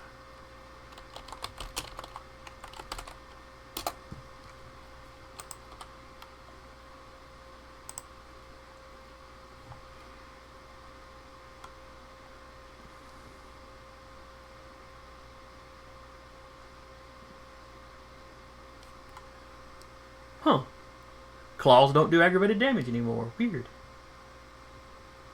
Does aggravated damage to mortals, superficial damage inflicted? Okay, but it's super, so it counts as superficial, but you don't have it like you normally would. Okay. So it still has some advantage. Alright, so after all that, so he beat you by 2. So that is 2 plus 2 for the claws, so that is 4 superficial damage you take. Okay, so I just take out 4 red boxes? That is correct. I think it's your willpower that takes off first. No. It's, she Okay. she puts a mark on the red boxes because once she goes over that total she has in her health of superficial damage, it starts turning into aggravated damage. Ah. Okay. Oh, and the white ones. Okay. No, the white ones are the ones you. Oh no, wait. I'm looking at humanity. Let me get to where the health is. Okay. All right. The red filled in ones are the levels that you have. If you click on it once, it puts 1 slash. That's superficial damage. Okay. So then you click the next one on up till you had the 4 filled in, or the 4 with the slash. Oh. Okay. You're gonna get used to this. Yeah. Oh yeah. This is what, session 2? Yeah. First combat. So she has 4 health. She just filled her superficial damage track. She should have more than If 4. I had 4 health. Yeah, I was saying if she Oh had yeah. 4. Yeah, if she had 4, she just filled her superficial track. So if he hits her again, she starts taking aggravated damage. Yeah. I think so. But you have more than 4 health, so. Hopefully. Unless you're like the DPS and I'm the tank, and we're just in the wrong positions. I mean, it depends on how much health you have. A lot more than 4. So do I. Yeah. Both of y'all should have quite a bit more than that. But I think you have like, what, 7 or 8? 8. Ish, yeah. I got 8. I have 9. So we're kind of in the opposite role since you kind of have 1 more health than me, but it's fine. Y'all are meat shields, it's fine. Anyway, now generally speaking, superficial damage gets halved for vampires. And it's like if a mortal walked up and knifed you, you'd only take half damage from it. But the claws that most gangrel have don't do aggravated, but they do full, not the half. So, Okay. and once that track fills up, you'd go through and you'd click them again, and it'd put an X, which represents aggravated damage. And after the superficial is filled up, you become impaired, which is -2 to the dice pools, I think. To any physical rolls you had to make for health damage. Willpower damage, it would be the mental and social that you take the penalty to.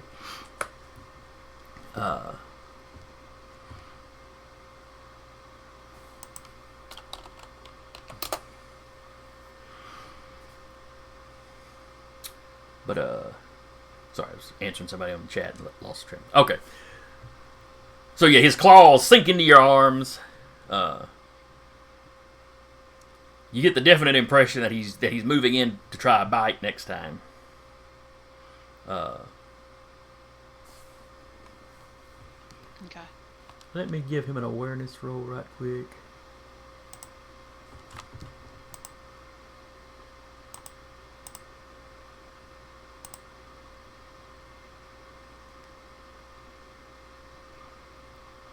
Ooh. It's 3 successes all on his hunger dice, but no Awareness. no crits Of or anything. anything So. around him. That's good though. No, he got 3, so he's very aware. Yeah. Oh, okay. In fact, you see, Oh, the hunger dice also going with the awareness. Okay. right, your hunger dice replace regular dice in your die pool. Okay. It's not extra dice you get. It's just out of that die pool, 3 of them are hunger dice. Okay. So if they come up 10s, that can cause something bad. If you fail the roll and the hunger dice is a 1, that's a critical failure, or Okay. whatever they call it. Boy, my nose is itching. Anyway, claws sink in. It's like he's coming in for a bite, and then his eyes get wide. Oh shit, you're cold.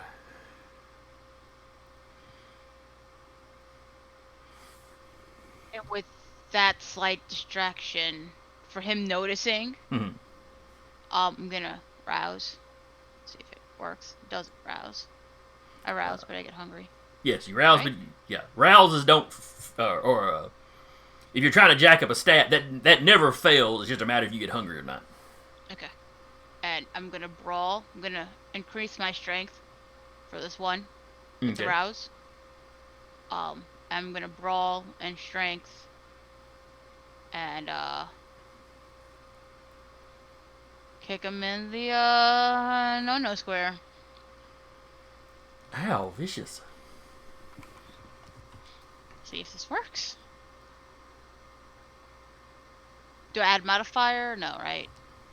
No, because I added the 1 extra. So. Would you add 1 because... Oh, no, no. Let's see. Technically called shots.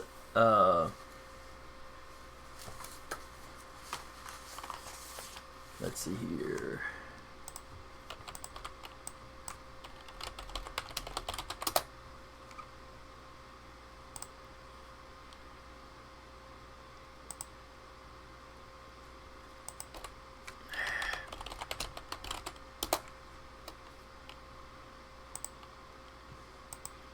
Alright, stinks. Called shots.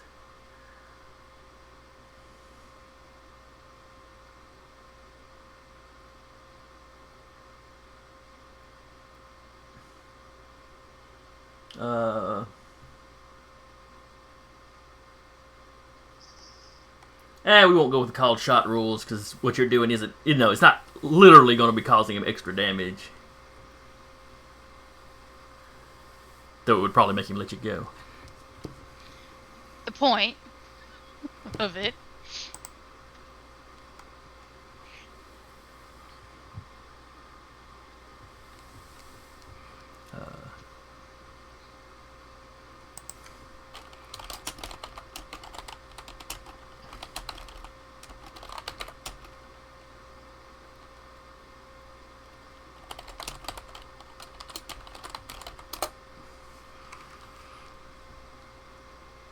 Let's see.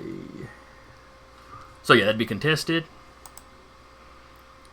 So give me your brawl versus his. As he is freaking out and starting to slash at you. Let's go one arm to kind of slash. Let's go with his left Okay. arm. Okay, This is not a grapple so- at this point, so no specialty. So it's brawl against Yeah, it's still brawl. Brawl with Dex? Or is it strength? Let me see what this says.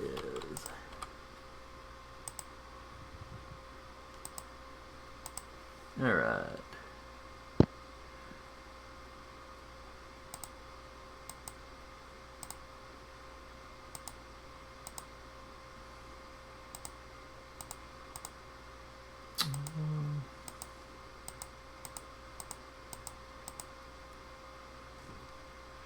Raw page 160.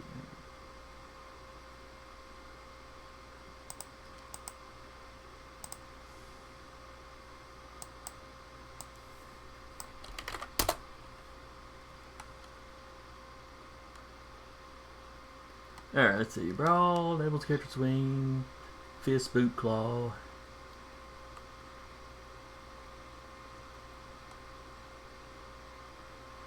Okay, it does not specifically say, so use whichever one you prefer.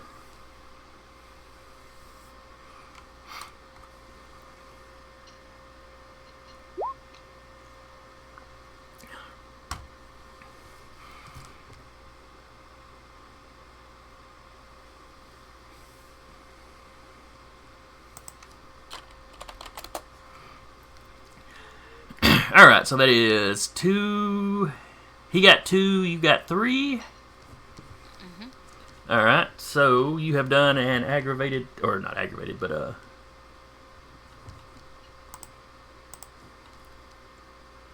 Superficial problem. yeah, and what is your, let's say, I don't think, fists don't get a bonus, but I think you get one for having, for jacking your stat up. We're going to go with that for right now anyway. Alright, so you beat him by 1. And +1 for rousing the blood. So that's 2 superficial. Since you're just using your fist, the superficial gets halved, so he takes 1.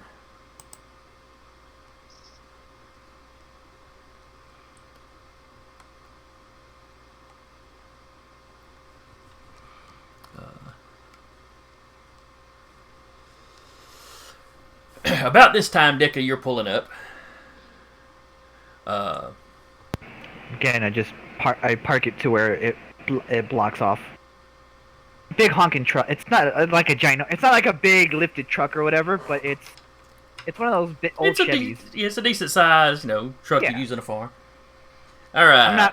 I'm not being subtle at all. Let's see. She gave you the street she was on, so you would be on the side that she came in from. Yeah. Okay. Glancing down, you see a guy kind of clawing at, you pull up just in time to see him take a slash at her, and she just rears back and just kicks him in the delicate bits. Yeah. Done. And he's gonna. Despite being dead, he gets the same look on his face that anybody would get in that situation. Yeah. It's like, oh. Right. And Maeve, he looks at you. How many of you are there in this city? All right. If I More have than you know. if I have rain to go, then I will just head on over and give him a good old clock in the mouth. All right, so you pull up. They have Yeah. that exchange. That's this round. Yeah. Let's see. And Jolene was running. Yeah, she'll probably get there sometime tonight.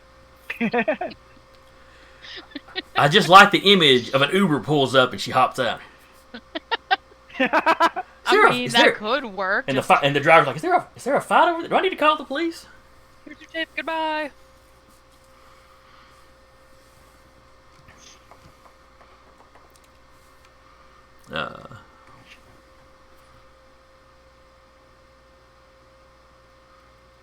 Let's see. Okay, yeah. They had that exchange.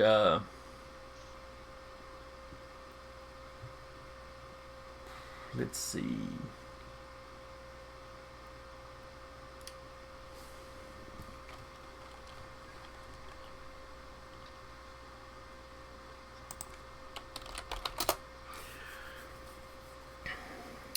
So he see, let's see, and about what's Blackjack's a pretty big dude, ain't he? Like I said, I'm not being subtle in the slightest. All right then. This round, he is going to try to make a getaway. He's the one that put himself in an alley. Yeah, but there's 2 of you now. Yeah, but he has to And go you're both my cold. way. He has to come my way.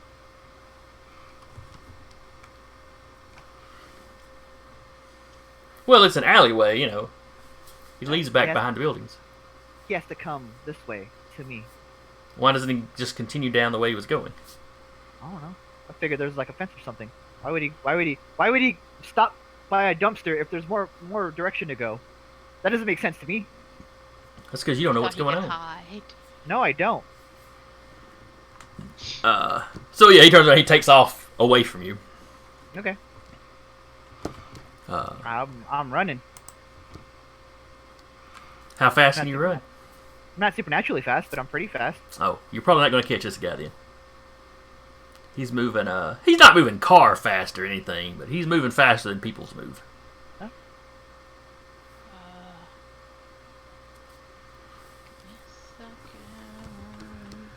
So this will be, he's going to make an Breaking half screen athletics. Yeah. Pretty much. It's, Okay. you know, if this was out, you know, it's in an alleyway, so not a whole lot of people are necessarily looking at it. Sure. So he's going to make an athletics dexterity check. Maeve,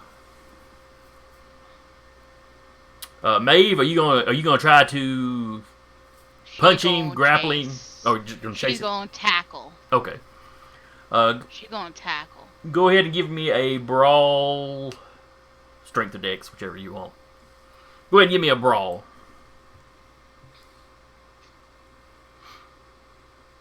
Ooh. Let me make sure he doesn't. Success on every dice. Nice. Oh, ho, ho, ho. Success. 5-5. Okay. So you're not really trying to do damage here, but he's not trying to damage you back either. So you manage to grab him, but as he takes off, you get shook off pretty quick. You know, you don't get a good grip, but he drags you about 6 feet before you lose your grip. Do I take the jacket with me, or does he keep that? Yeah, I'll say you pull the jacket off. You know, that the jacket was all you got to hold up, so he just kind of throws his arms back, lets it slide off.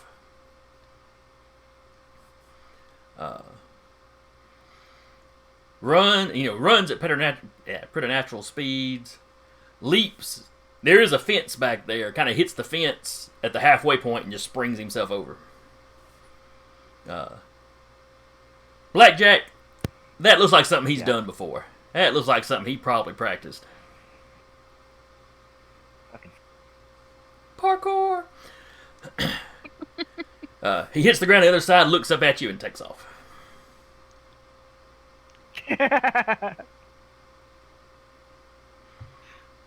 I'll The expression on his face makes you think of a scared rabbit. as before he like gets too far where my voice can still carry, he'll yell, "Don't do that again!"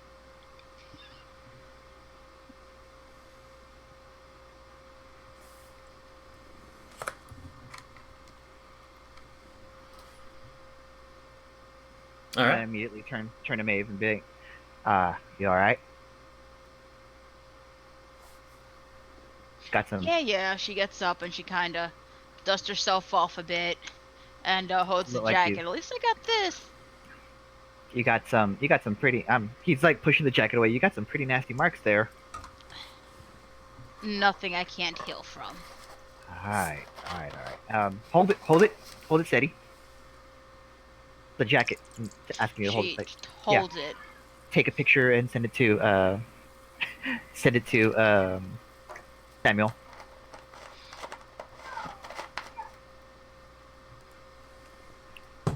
You're muted. Hospital. Send. Well, come on, you can get in my truck. Yeah, she Gonna be a goes. law. She's like, okay. It's gonna be a long lunch break. Yeah. Jolene's just still running somewhere. Well, we texted the group chat, so like Jolene would probably get that. That was in the complete opposite damn direction. Well, you've got a phone. Pick me up. I think maybe she'd maybe run into the guy that's running away. Probably not. on Let's your see. left. What direction would they be coming? Would she be coming from? Are you gonna roll a dice for it? Yeah, I'm gonna even audit I basically. mean, Okay.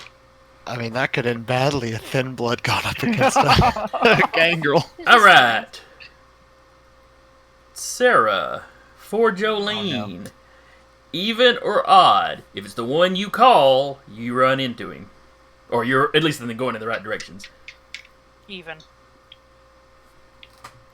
All right, you're just trucking it, trying to get here. You don't see anybody. Truthfully, people are looking at you, as you seem to be in such a hurry. It's just weirdo doing jogging at 2 a.m. It's cooler to jog now. Just get my workout before work. Have a good one. Let's see. She hunted for a couple of hours. It's probably about 11 at this point. 11, maybe 12. Okay. So a little late to be jogging, but Running before my Okay. shift. How you doing? Depends on who you ask. I mean, some of the people know. Probably at least her mom's a bit off, so they probably expect her to be a bit off. well, if she doesn't live. Let's see. Were you visiting the mother at the time? Probably drops by every now and then, but she grew up in this town, so. Okay. Well, it's a decent sized city. If your mother doesn't live in this neighborhood, people probably aren't that aware of her. Yeah. Except for the people that have a tendency to look at the arrest reports and stuff. Oh, drunk and disorderly again. Public intoxication again.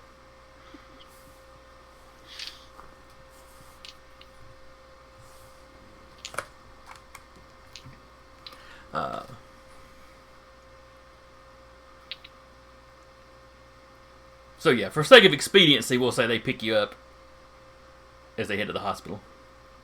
Just jumps in the back of the truck. That is not legal. But it's the middle of the night. It's the Jumps in world, the back of the truck, lies down. and it's the world of I'm darkness. The police have other things to be worrying about. It is legal if Blackjack has seatbelts back there. It's a tractor truck. Of course, he has seatbelts back there. He has to hitch the hay bales up there.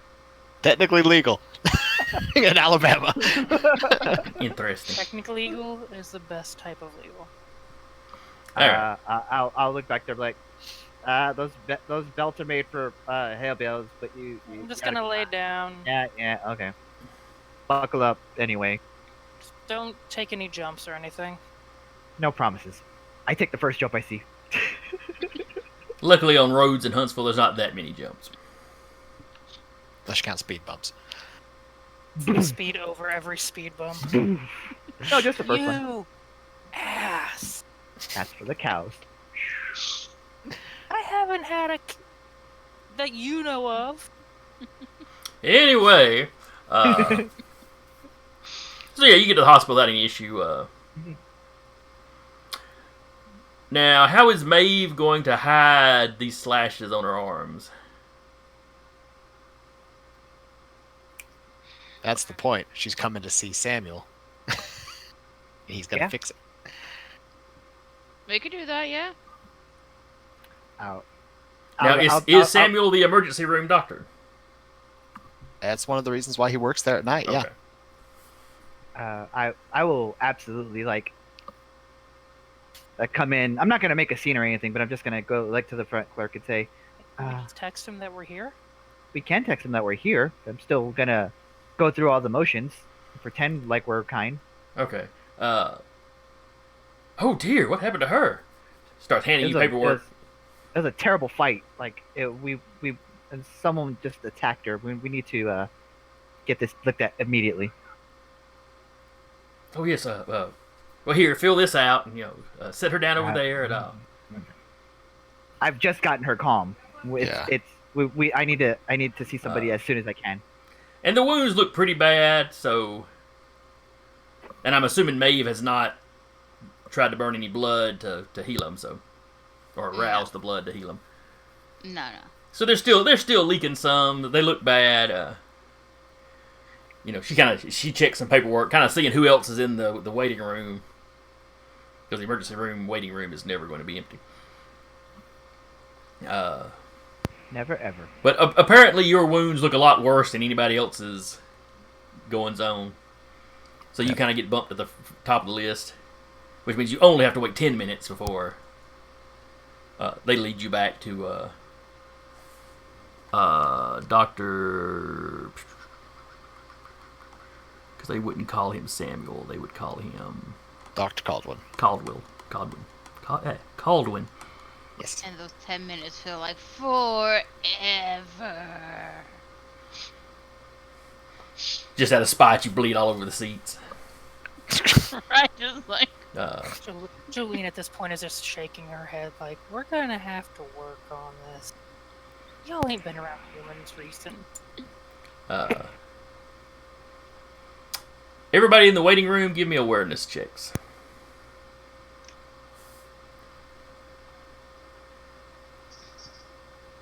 Wits awareness. Yes, wits awareness.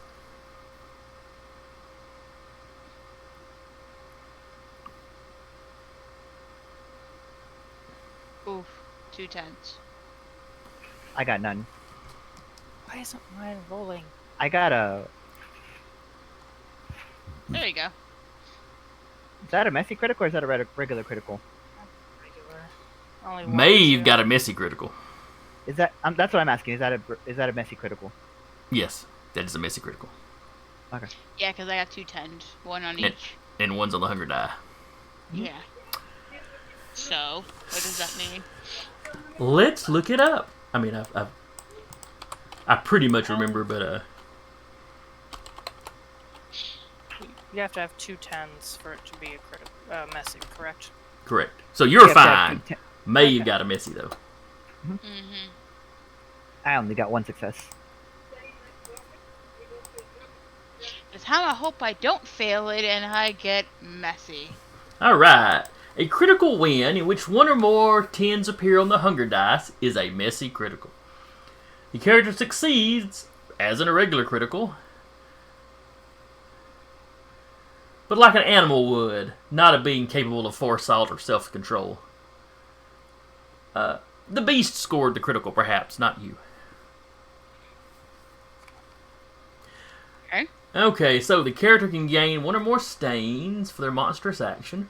That doesn't really apply in this case. The Okay, character good. breaches the masquerade as they visibly demonstrate supernatural strength, speed, or leave a gaping bite wound in a body. Character loses 1 dot from an advantage. Like if you crippled a retainer or offended an ally. Or you could lose status. If none of these above conditions fit the narrative, such as on a stealth or awareness test, the mess of critical turns into a simple mess, and the test fails as the beast clouds the senses or otherwise makes quiet solutions unattainable. Okay. Interesting. All right. So it just nullifies the critical. If there's no way to reasonably make it messy,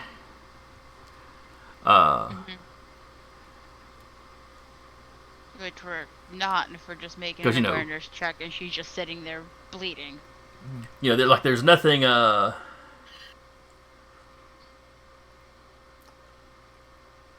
There's nothing that would give her a stain on her morality out of an awareness roll. You're not really going to breach the masquerade with an awareness roll. Unless you were, hearing somebody whispering, 100 yards away or something, just flipping impossible. Even that's not like that. Even that's not really a breach unless somebody unless you say something about it. Well, and that's the trick. If it's a messy critical, that means you shouted about it or, made it obvious. What'd you say? Yeah, that kind of thing. But everybody got at least one. Mhm. So all three of you hear the nurse calling the police. Well, damn. You said there was a fight. If somebody shows up with a bullet wound, they call the police immediately. If somebody shows up with a knife bullet wound. wound, Yo. they don't know what kind of fight you were in, but clearly somebody carved you up. It's not. She's not calling the police in a panic. She's just making the report. Oh yeah, Sure. I'll go up and if I've noticed that they're calling the police. Yeah. All three of you have noticed that. Okay. In Maeve's case, since it was messy, I'm going to say that Maeve probably jumps up and screams at the lady to hang up the phone. Has a little overreaction to it. Not actually like masquerade breaching or anything, but Listen, I work at a club. No need to call the damn police for this. Yo. Maeve, Chill out. it's okay. It's all right. We're gonna get this settled. Ma'am, if you would, please. We really don't. We really don't need anything right now. I'm sorry. It's procedure. I understand it's in a case procedure. like this, we have to put in a report. Have you filled out the paperwork she handed you? Yeah, I would have filled it out. Okay. It's asking for proof of insurance, for, Sure. Maeve's name and all that. I give them what I know, and then I have Maeve fill out the rest. So basically, you Yeah, just hand it to right. Maeve, because...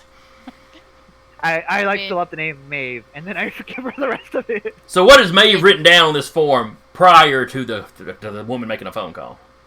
I mean, she has insurance through her job, bouncer and whatnot. She made sure to get that.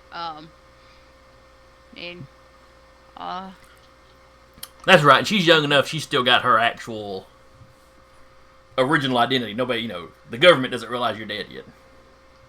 Yeah, but to be like 84 and looking pretty young is a bit Okay, you might have moved on to a next identity at that point then, yeah. but you have got a legal identity that you have your job through, I do. I Okay. have like 2 points in mask, so. Okay, yeah, So- you're good then.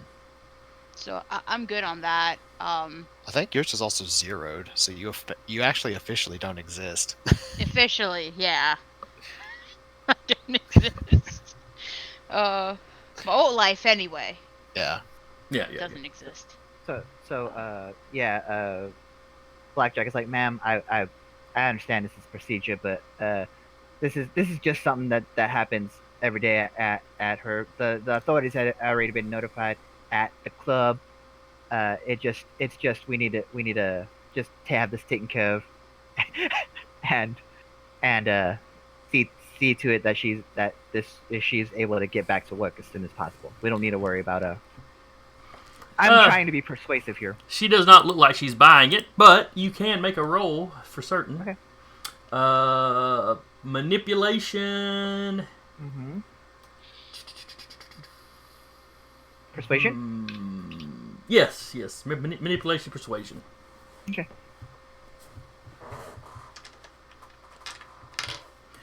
It's going to be a pretty high difficulty because this is, this is I stuff got that could get her fired if they found out she had not made the report like she was supposed to. Alright. I will... Shit. I can't do that.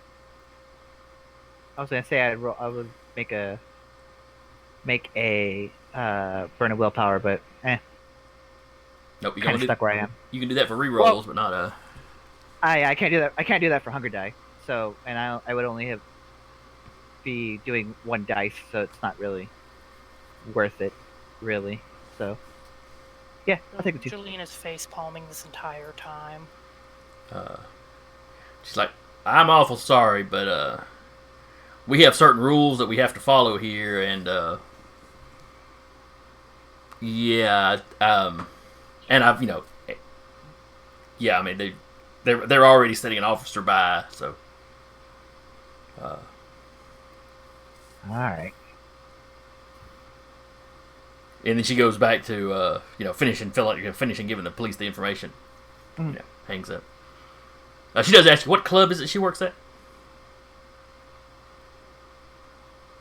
Maeve, what club do you work at? Yeah, what is the name of your club, Maeve? No pressure. The storyteller getting a notepad. I know. Under the radar. Yeah, but she's just gonna like give a. I mean, no, yeah. Actual name. Huh? Just give the actual name. Yeah, she's gonna give the actual name. Okay, what's the Under actual name? radar. Under the. Under the radar. I think we may have discussed that before. Yeah, we did. I just don't have the right book that I wrote everything down for information in. Yeah, I failed to write it down last time. So. Oh no, it was below the radar. Below Below the the radar. That was it. I did write it down last time. I just didn't put it in my show notes. All right. Jolene's like, I'll just go ahead and call your boss and let him know we got here safe. I know they were worried about you. Thank you, Jolene. And Gives that grin like, next time please let me talk to the humans. and about that time they Walks get out the ushered door. back to where Samuel is. Yeah. And Samuel will meet them. Then it's like, well, I see you all had an eventful night. We don't have long, Bob. The police are on the way. I'll deal with that. Please and thank you. Well, you know the police will want to talk to the victim, Oh yeah, he knows. but you'll be the one that will have the medical report filled out that they'll want to see. Right. So He'll get to work Dressing. tending to the wounds. Believably. She'll just let One it bleed, Snoopy sticker. just in case if the police actually want to look. She's just not gonna rouse it to make them go away. Yeah, yeah. if the humans notice it. well, what he'll do is he'll like wipe the blood off, like tend to a few of the wounds, and then he'll tell her, "Rouse a little to heal some of it. We want this to look less severe than it is." So, I guess I'll make another rouse check then. yes. If she wants to. I succeed. All right, so you don't get any hungrier, and Heals, I think, 1 point of superficial damage. yeah, I think so. I think one for each. Yeah, because it's basically one superficial for each rouse she makes.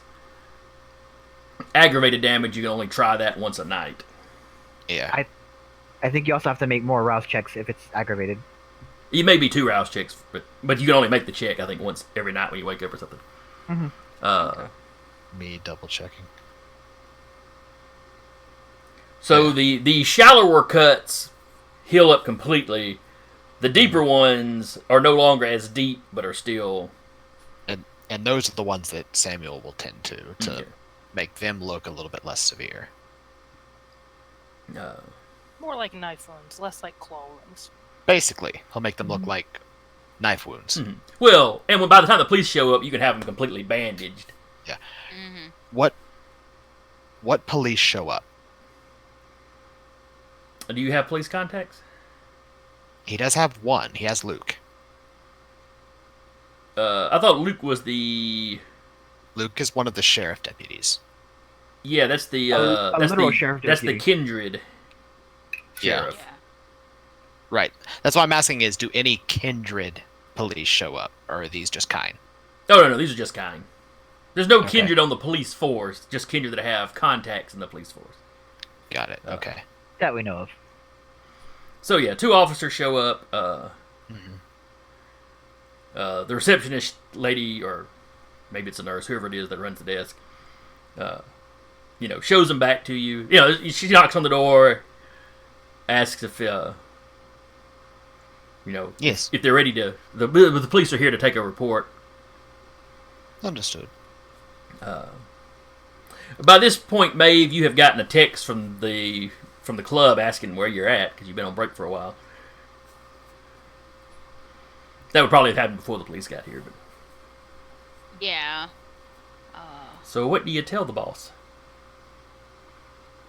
Would you like my Well, it's one of the other bouncers that sends it, but his thing is the boss is Yeah. asking. got attacked on break at hospital, be back soon.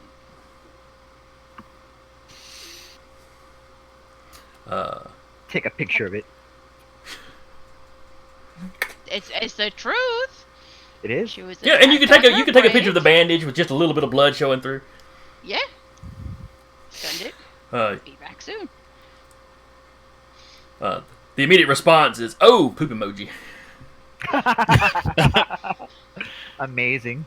followed by, "Was it that bastard you kicked out?" Yeah.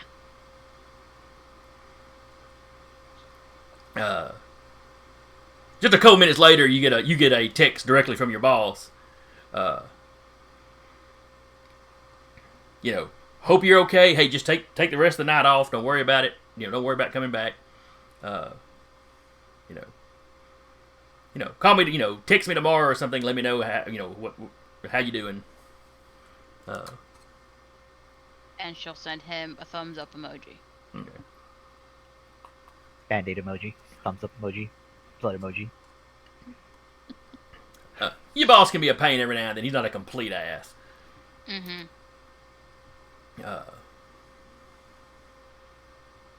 So the police come in. They want to take a report. What is your story for them? Pretty close to the truth. Basically, more or less, kicked the guy out the bar that was harassing the women, went on break, kind of checked to make sure he wasn't trying to come back to harass the women, and he attacked me, and then ran off. Bastard had a knife.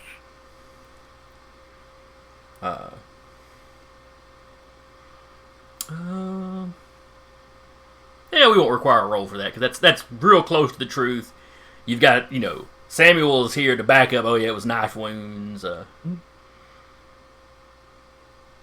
he'll have a believable report made with believable medical statistics because her blood is roused, so she technically is under the blush of life right now. So she looks living. Well, that would take a second. That would take its own individual rouse check to do that. Yeah, true. I keep. But she doesn't. I mean, she looks pale, but not like she's dead or anything. Yeah. Now, if the officer walked up and started feeling over, oh yeah, she's room temperature, freaky. But they don't get that handsy, so. Mm-hmm. They just look around and go, man, there's a lot of pale folks in this room. Listen, Jolene's I'm the only one anemic, who looks okay? alive. I'm anemic. I'm always cold.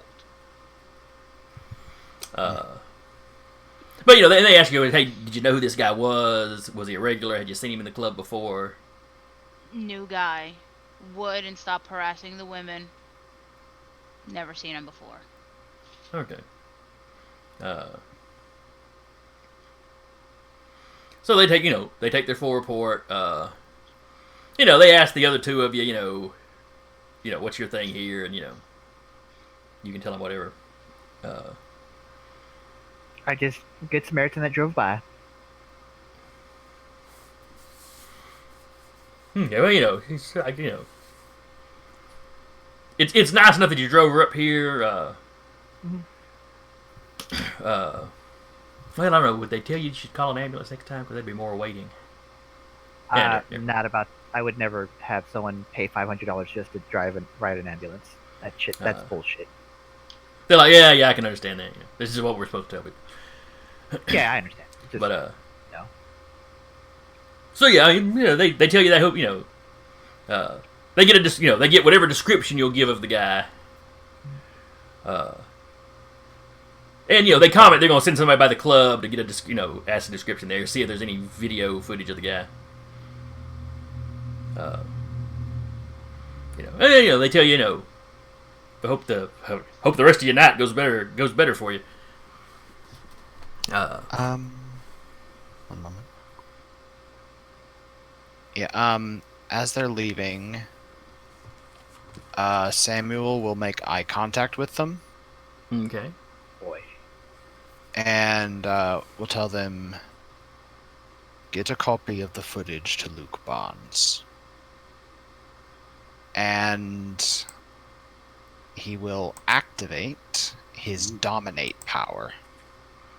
Alright, now, is that one of the ones that they don't get to resist if they're not prepared? Yes.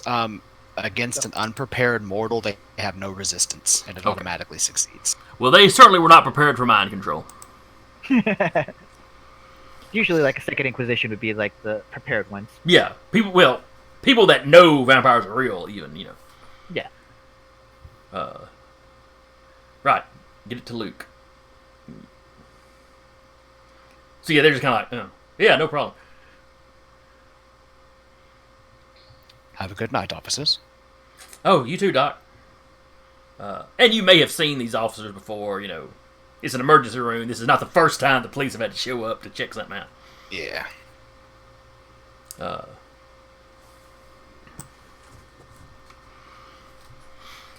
So they take their leave.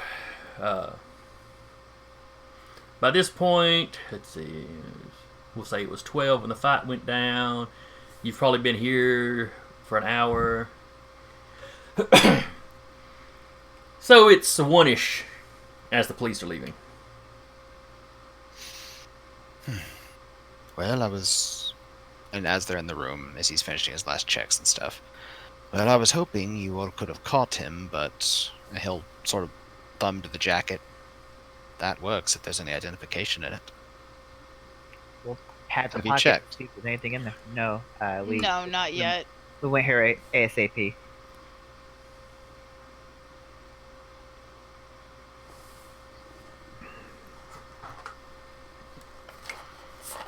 So y'all want to check out the jacket? I'll start going through it and see if there's any ID. Alright, let's see. Well, you don't find his wallet, which is probably where his ID Sure. would be.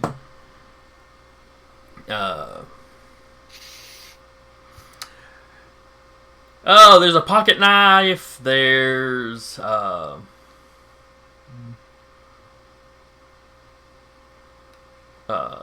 there's a cell phone, but the battery seems to be run down on it.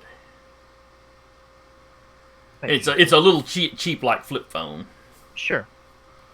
I can find a probably charger for it to see. Oh yeah, I mean it's a USB, micro USB or whatever. So, there's a few receipts.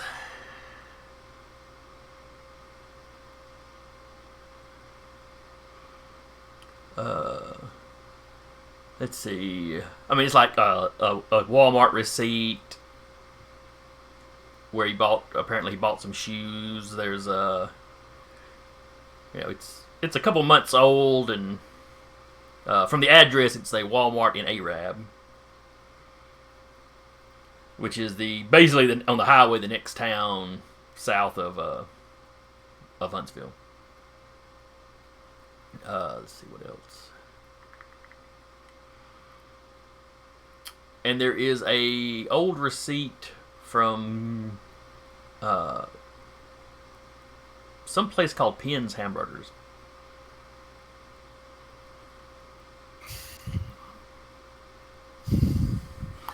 Which catches your eye because he shouldn't be eating hamburgers? What is with people in this place? What is with the kindred in this place wanting to eat cows? Which is old. Dude, you're a farmer. You're all about eating cows. That's what cows are for. I'm a dairy farmer. The Walmart one. Which one's older? The Penn hamburger. The Walmart one's a few weeks old. The Penn hamburger one's a couple months old.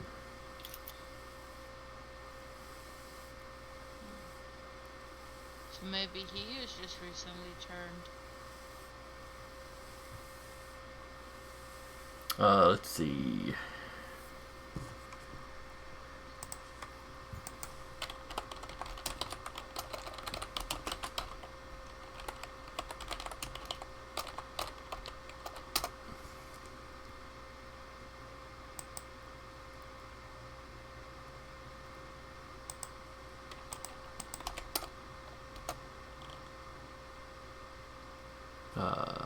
Excuse me, it's CF Penn's Hamburgers.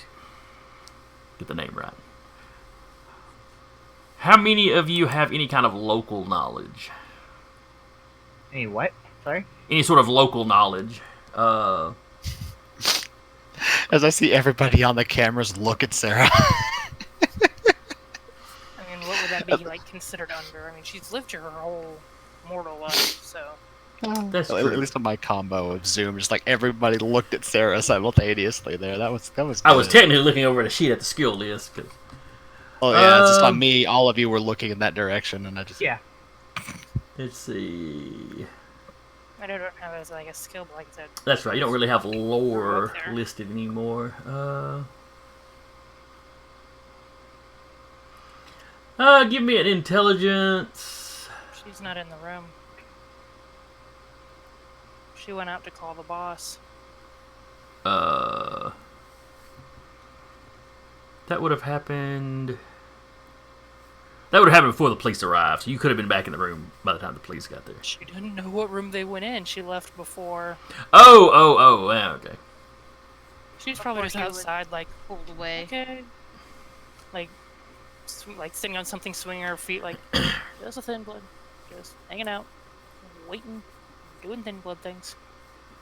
Blackjack also lived in this area prior to, Yeah. because the old family farm. So Blackjack, give me an intelligence roll. Just straight intelligence? Well, I really don't see a skill that would go into it. It'd probably be streetwise if I had any, but I don't have streetwise, so it'd probably just be intelligence. Yeah, just give me intelligence then. My one brain cell in the He has 2 brain cells. Will they collide? nope. My one dice in intelligence. I Nope. got nothing. You start thinking you can't think of a hamburger place in Huntsville called that. I'm still upset that that this guy is just like the kindred in particular. Like I understand kind eating burgers, but what is with the kindred? Maybe that was his Looking at my last meal cows. before he was turned. I don't know. Jolene can technically still eat, so. There's a handful of real kindred that can do it, and plenty of thin bloods.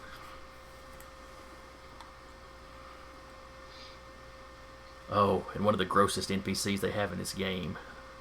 One of the characters from Chicago. Huge, grossly fat kindred that he has no special ability to eat, but he does anyway. He has servants standing by with buckets when he has to spit it back out, Ew. Mr. and then he makes Ew. some of his ghouls eat it to not waste it. Ew. Yeah, he's he's utterly disgusting. Oh my god, ew. Can we yeah, nuke? Is it Can we, Mr. Creosote? Mr. Creosote is an NPC? basically. can we canonically nuke Chicago from here? No. Chicago was one of the big boy cities. Oh, I know.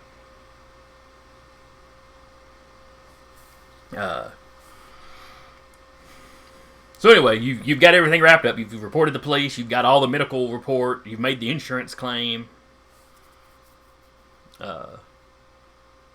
You've got a cover story for her boss. So you are free to depart. Depart we will.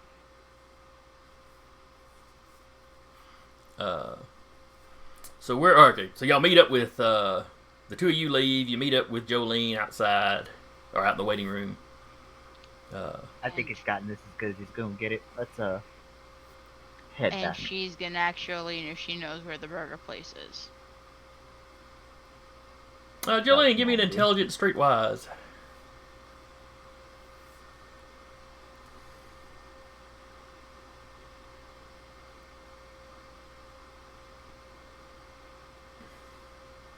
Nah, bro. One. I don't have anything in streetwise.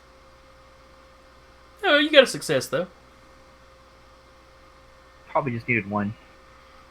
Ironically, it's a success on a hunger dice to identify a restaurant. She's hungry. You're Uh, always hungry. You've only ever eaten there once or twice, but yeah, CF Pins is a kind of mom and pop hamburger joint down in Decatur. It's like an institution down there. Should pass that on. It's like one of those things that's been around for years. keeps going because the community keeps it going. All right. Well, that's Where So the he guy goes to went Takeda. to many months ago. I don't think we're A couple of months ago. should go. All of you know that Decatur is a contested city. right. The Prince of Decatur died less than a year ago, and the Anarchs are making a hard push to take it over. When the Prince died, a couple of the Primogen down there died as well. The Tremere down there got hit pretty hard. Not that there was very many of them in Decatur, but what's left of the Primogen Council down there is rallying and fighting the Anarchs off. The city's kind of divided up at the moment.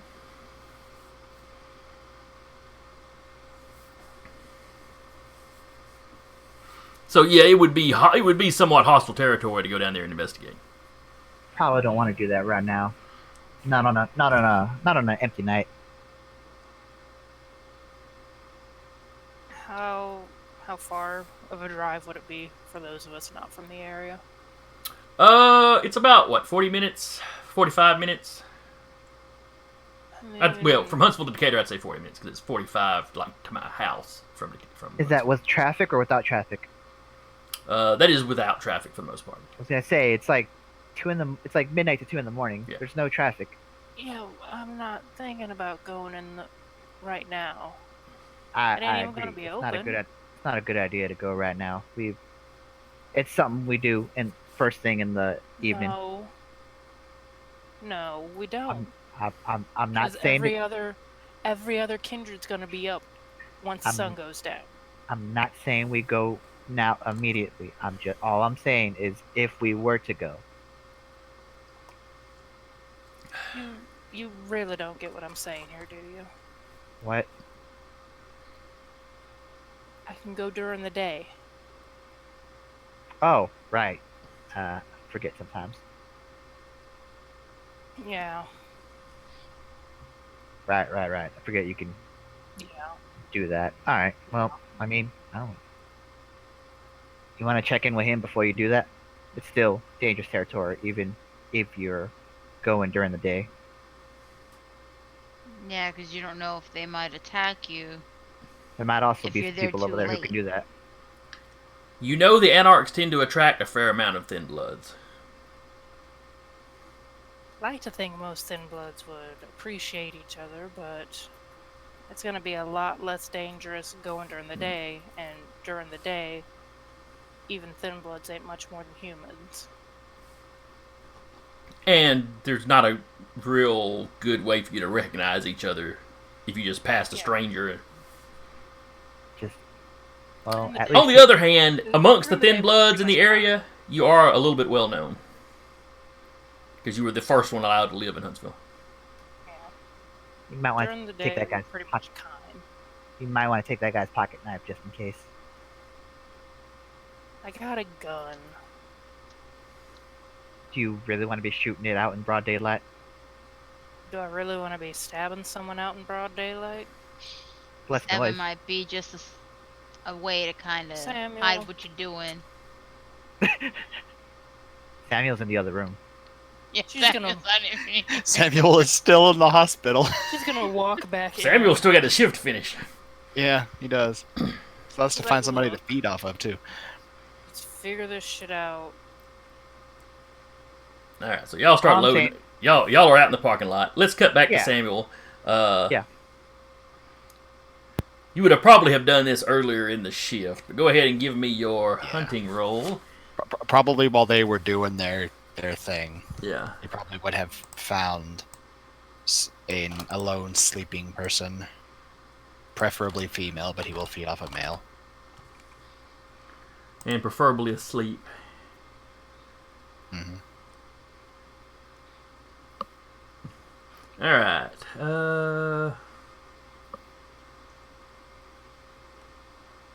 Well, it doesn't really tell me what to, Okay, next. Alright, that's telling me what you gain in character creation.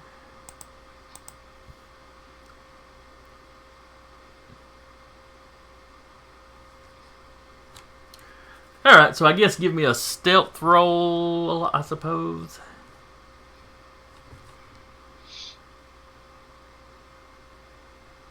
So I guess dexterity stealth or...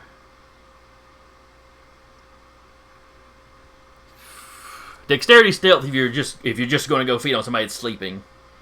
If you're targeting somebody that's like comatose or, you know, has been put under via drugs, you can make it wits stealth if you wanted to. Since that would be less not waking them up and more doing this without any passing nurses or stuff, anybody noticing. Yeah. Or you could always be hitting the break room where you figure one of the nurses has their head laid down. Well, he's gonna find somebody who's asleep. And he's gonna try that. Okay. So you said wit stealth. Yes, wit stealth if you want to make sure that no passersby notice. Well. Well, hang on. If you're just trying to find somebody who's just asleep, it's dex stealth as to not wake them up. Yeah. To which he's going to have a very mild anesthetic to keep them under for a little bit. Are you telling me that your doctor is going to roofie somebody? That's what he does. Creeper. All right. I wonder they talked about the shortage of. That is his specialty, is anesthetics. All right. Give me a roll. Medicine. I guess wits and stealth in this case. And while it's very strange, add your specialty dice to it. So it wouldn't be medicine. Yeah, go ahead and roll your medicine then. Okay. I guess we can go wits medicine for this in this case. Alrighty. This is the weirdest feeding session I've ever seen. It's what he does. Is he does a mild anesthetic to make sure they don't wake up while he feeds. And specialty.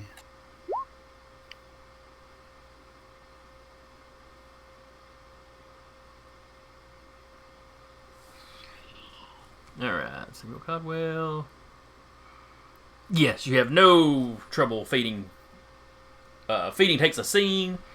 You had no trouble. How much do you drink from them? Just enough to slake one hunger. Oh, you were only at a 2? Yeah. Okay, so you take a sip. No permanent harm done. Yep. I want to say you can. I want to say you can take 2 without causing permanent harm. Yeah. Or serious you can harm. take up. You can take up to 2. Once you hit 3, you start doing damage. Yeah. But he's being careful not to cause any permanent harm to the person because that's his thing. Is he wants to make sure they never knew he was there. And then he'll lick the wound closed. If he induces anesthesia, does he, as an anesthesiologist, does he get some of that in him? And he's like, whoa. He does not. If it was a particularly heavy dose of, like if you feed on a drug on like a crack addict or something or a meth head while they're high, it can sometimes affect them. Okay. The mild doses he's using, because he's dosing people, that are already going to take a nap, and it's just to help keep them under for a little while. I figured he's an anesthesiologist. He knows what he's doing, but I just thought it'd be funny. I'm just waiting. I'm just waiting for the critical fail on one of those rolls where somebody walks by and sees him roofing somebody. Oh, Be like, no. Doctor, what are you doing? Well, he did work at Crestwood, but not anymore. See, that's what the dominate power is for. You didn't see this. I didn't see that. Basically. Merge directive. Forget what you saw. That's actually one of the powers of the dominate tree. Yes. Yes, It's just Cloud Jedi memories. mind tricks. Basically. that's pretty much what it is. Hey, it's great for preserving the masquerade. These what are he not uses the it for. vampires you're looking for. These are not the vampires. We Did were I just see looking you for. fighting a Galdarn werewolf? No, you didn't. Oh, I guess I didn't. Basically. Really big dog. Yeah. It's a big dog. Don't worry about it. All right, for the rest of you driving away. Now, if you look on the map, which our viewers can't see, the little pink H up here, that is the hospital that Oh, okay. Yeah. Samuel works at. Mhm.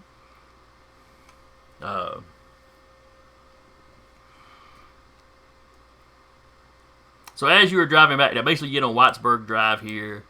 You head down I'd be south. driving everyone back to their areas, or in Maeve's case, because I don't know where her domain is. I'll drop her off at the club, unless she tells me where her domain is.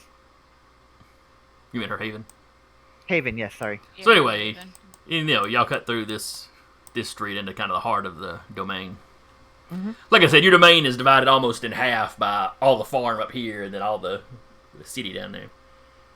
Or, neighborhoods and the one really big shopping center at Valley Bend. The other half of Whitesburg.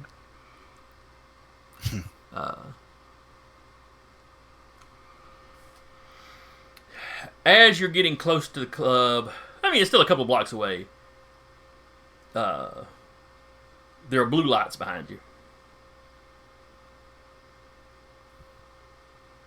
It's police car, sirens going. Are they actively coming for me, or are they going somewhere else? They're coming up behind you. Sirens are going. What are you doing? What did one of you do? And I'll pull over to the side. They just zip past I'll- you. Okay. Phew. It's Yeah, two pull over to cars the just side. back to back. Okay, never mind that. I won't text Samuel. Trouble with the law. What did you tell them? Follow them. Follow them? Yeah. What time is it? It's like 2? By this Here's point, the- yeah, probably getting close to 2 anyway. Two. Might be another mess. Alright. I will... I mean, my car is in no shape to tail fucking police cars going at top speed. But, They're not going at That's top it. speed, but they're going quite fast. I'll sure. say, as a player, that Gangrel's hunger was at 4. And she's going Yeah, to metagaming check if you were paying attention to his Samuel. role. Yeah, he had a 4 in hunger. He's gonna have to feed fast. I'm sorry, Raph, I talked right over you. What were you trying to say? No, she's gonna text Sam. Maybe a mess. With a couple of dots. Gonna check it out. Jolene careful. from the back of the pickup truck. Where are we going? don't worry about it, Jolene. We're not done yet with the map. Drive over. Don't I'll, worry I'll about it. follow along the police. Okay. It's the middle of the night. There's not a whole lot of traffic. And the lights, even when you lose view of them, you can kind of keep up with where the I lights could flash. just turn and I see lights in the distance. Yeah. They wind up, they're going just a couple of blocks from the club. You actually drive past the below the radar. All right. They're in, and you when you get there, there's like 5 police cars in this little shopping center parking lot.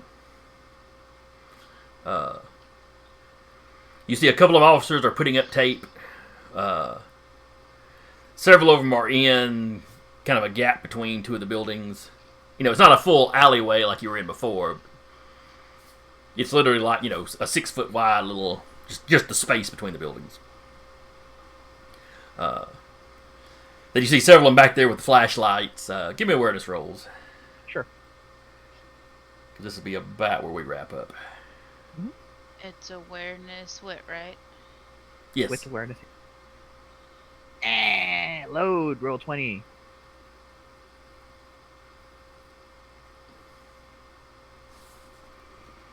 Alright. Maeve got got 1 success. 1 out of 5. Maeve, let's see. I've got Jolene 3 got successes. 3. 3 successes. Maeve, you can tell it's a body that they're standing around.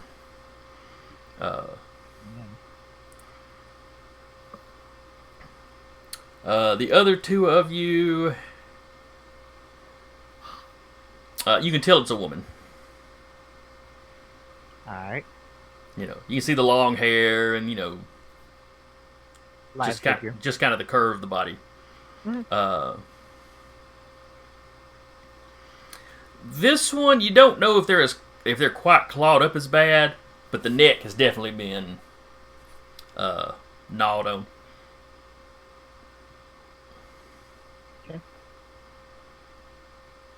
No immediate sign if it's kindred or anything. The neck is gnawed. Oh, you mean as far as the body itself?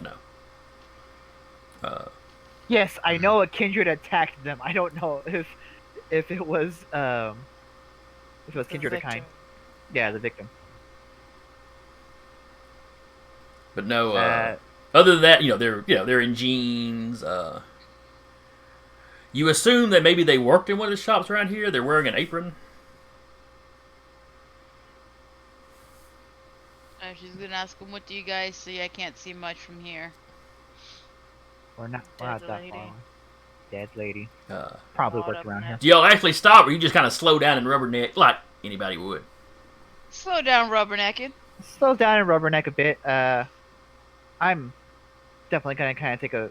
Is it like right by where the road where we could like make that look see? Well, you're driving on the road, and there's like, it's one of those little small parking lots. Oh, okay. But Enough that there's like, a row of cars that park up against the road, basically, and then one up against the shop itself. is there like a line of cars on the highway just kind of like looking down at them? It's 2 o'clock in the morning. There's like you and one other car that are passing Okay. by, and the other guy's going slow and kind of leaning out the window, too. Don't hit me, asshole. I'm just kidding. And then she's gonna text Sam. I'll say as a definite Huntsville mess.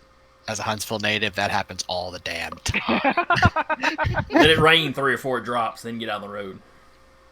Mm. Same thing in basically. San Antonio. Oh, that'd So be a she's great way to definitely trigger. That would be a great way to trigger Blackjack's Bruja Rage, though. It's traffic Rage. accident, yes. Yeah, just somebody just comes in, BAP! Activate potent and hit my foot in the metal. So why did you violate the masquerade? Some jackhole rear-ended me, so I flipped this car over. Turn them into flesh. Hey. Yeah, we'll all text Sam. Definite mess. Just everyone texting Sam. Yeah. Same. And three this names. one is very definitely in your domain. Mm-hmm. This one's in the shopping We'll center. definitely hear about it tomorrow. Yeah. As he's going to his car, because I imagine his shift is pretty much over. Yeah, but at this point. He'll just call Luke, bring him up. He picks up on about the third ring. Yellow. Hey, Oh, hey, Doc. so we had a run-in with a special somebody. The special somebody? Indeed. I have requested the responding officers to send information to you Actually, I've already As gotten a- that. Yes, the as a trusted point of contact.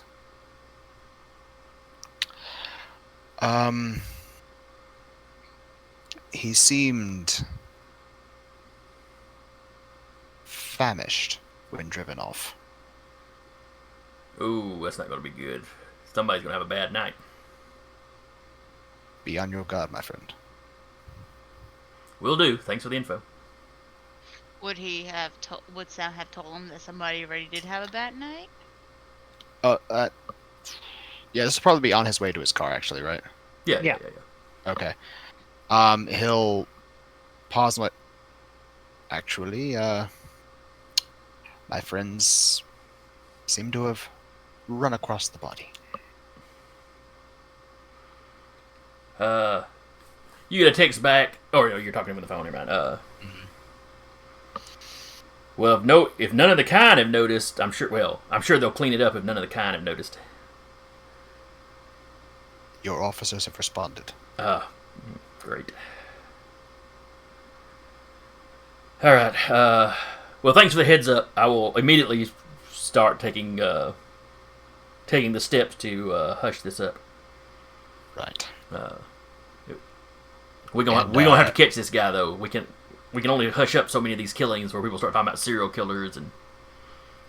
Yeah, and then at which point Samuel just sort of grins a little bit and is like, and he just poached in my home. Well, that does make it a little personal, don't it? Dramatic ending. Yes, it does. And we will wrap there. Tune in next week when we try to organize a blood hunt. Blood hunt. Blood for the blood gods. All right. Basically. Literally in this case, actually. Right? So I hope everybody enjoyed it. I had fun running it. I hope that anybody watching at home liked it. Hell yeah. Feel free to, please tune in next week when we'll be back and maybe they'll finally track this poor fella down. He will be poor Man. when we're done with him. I mean, Maeve does have his jacket. You at least want to give that back to him, and that's just common courtesy. Yeah. Yeah, just use her dog to sniff and see if the dog can find the scent. That's perfectly viable. So anyway, that'll do us for today. Tune in tomorrow at 6, right here, for Monster of the Week. Me and Jason.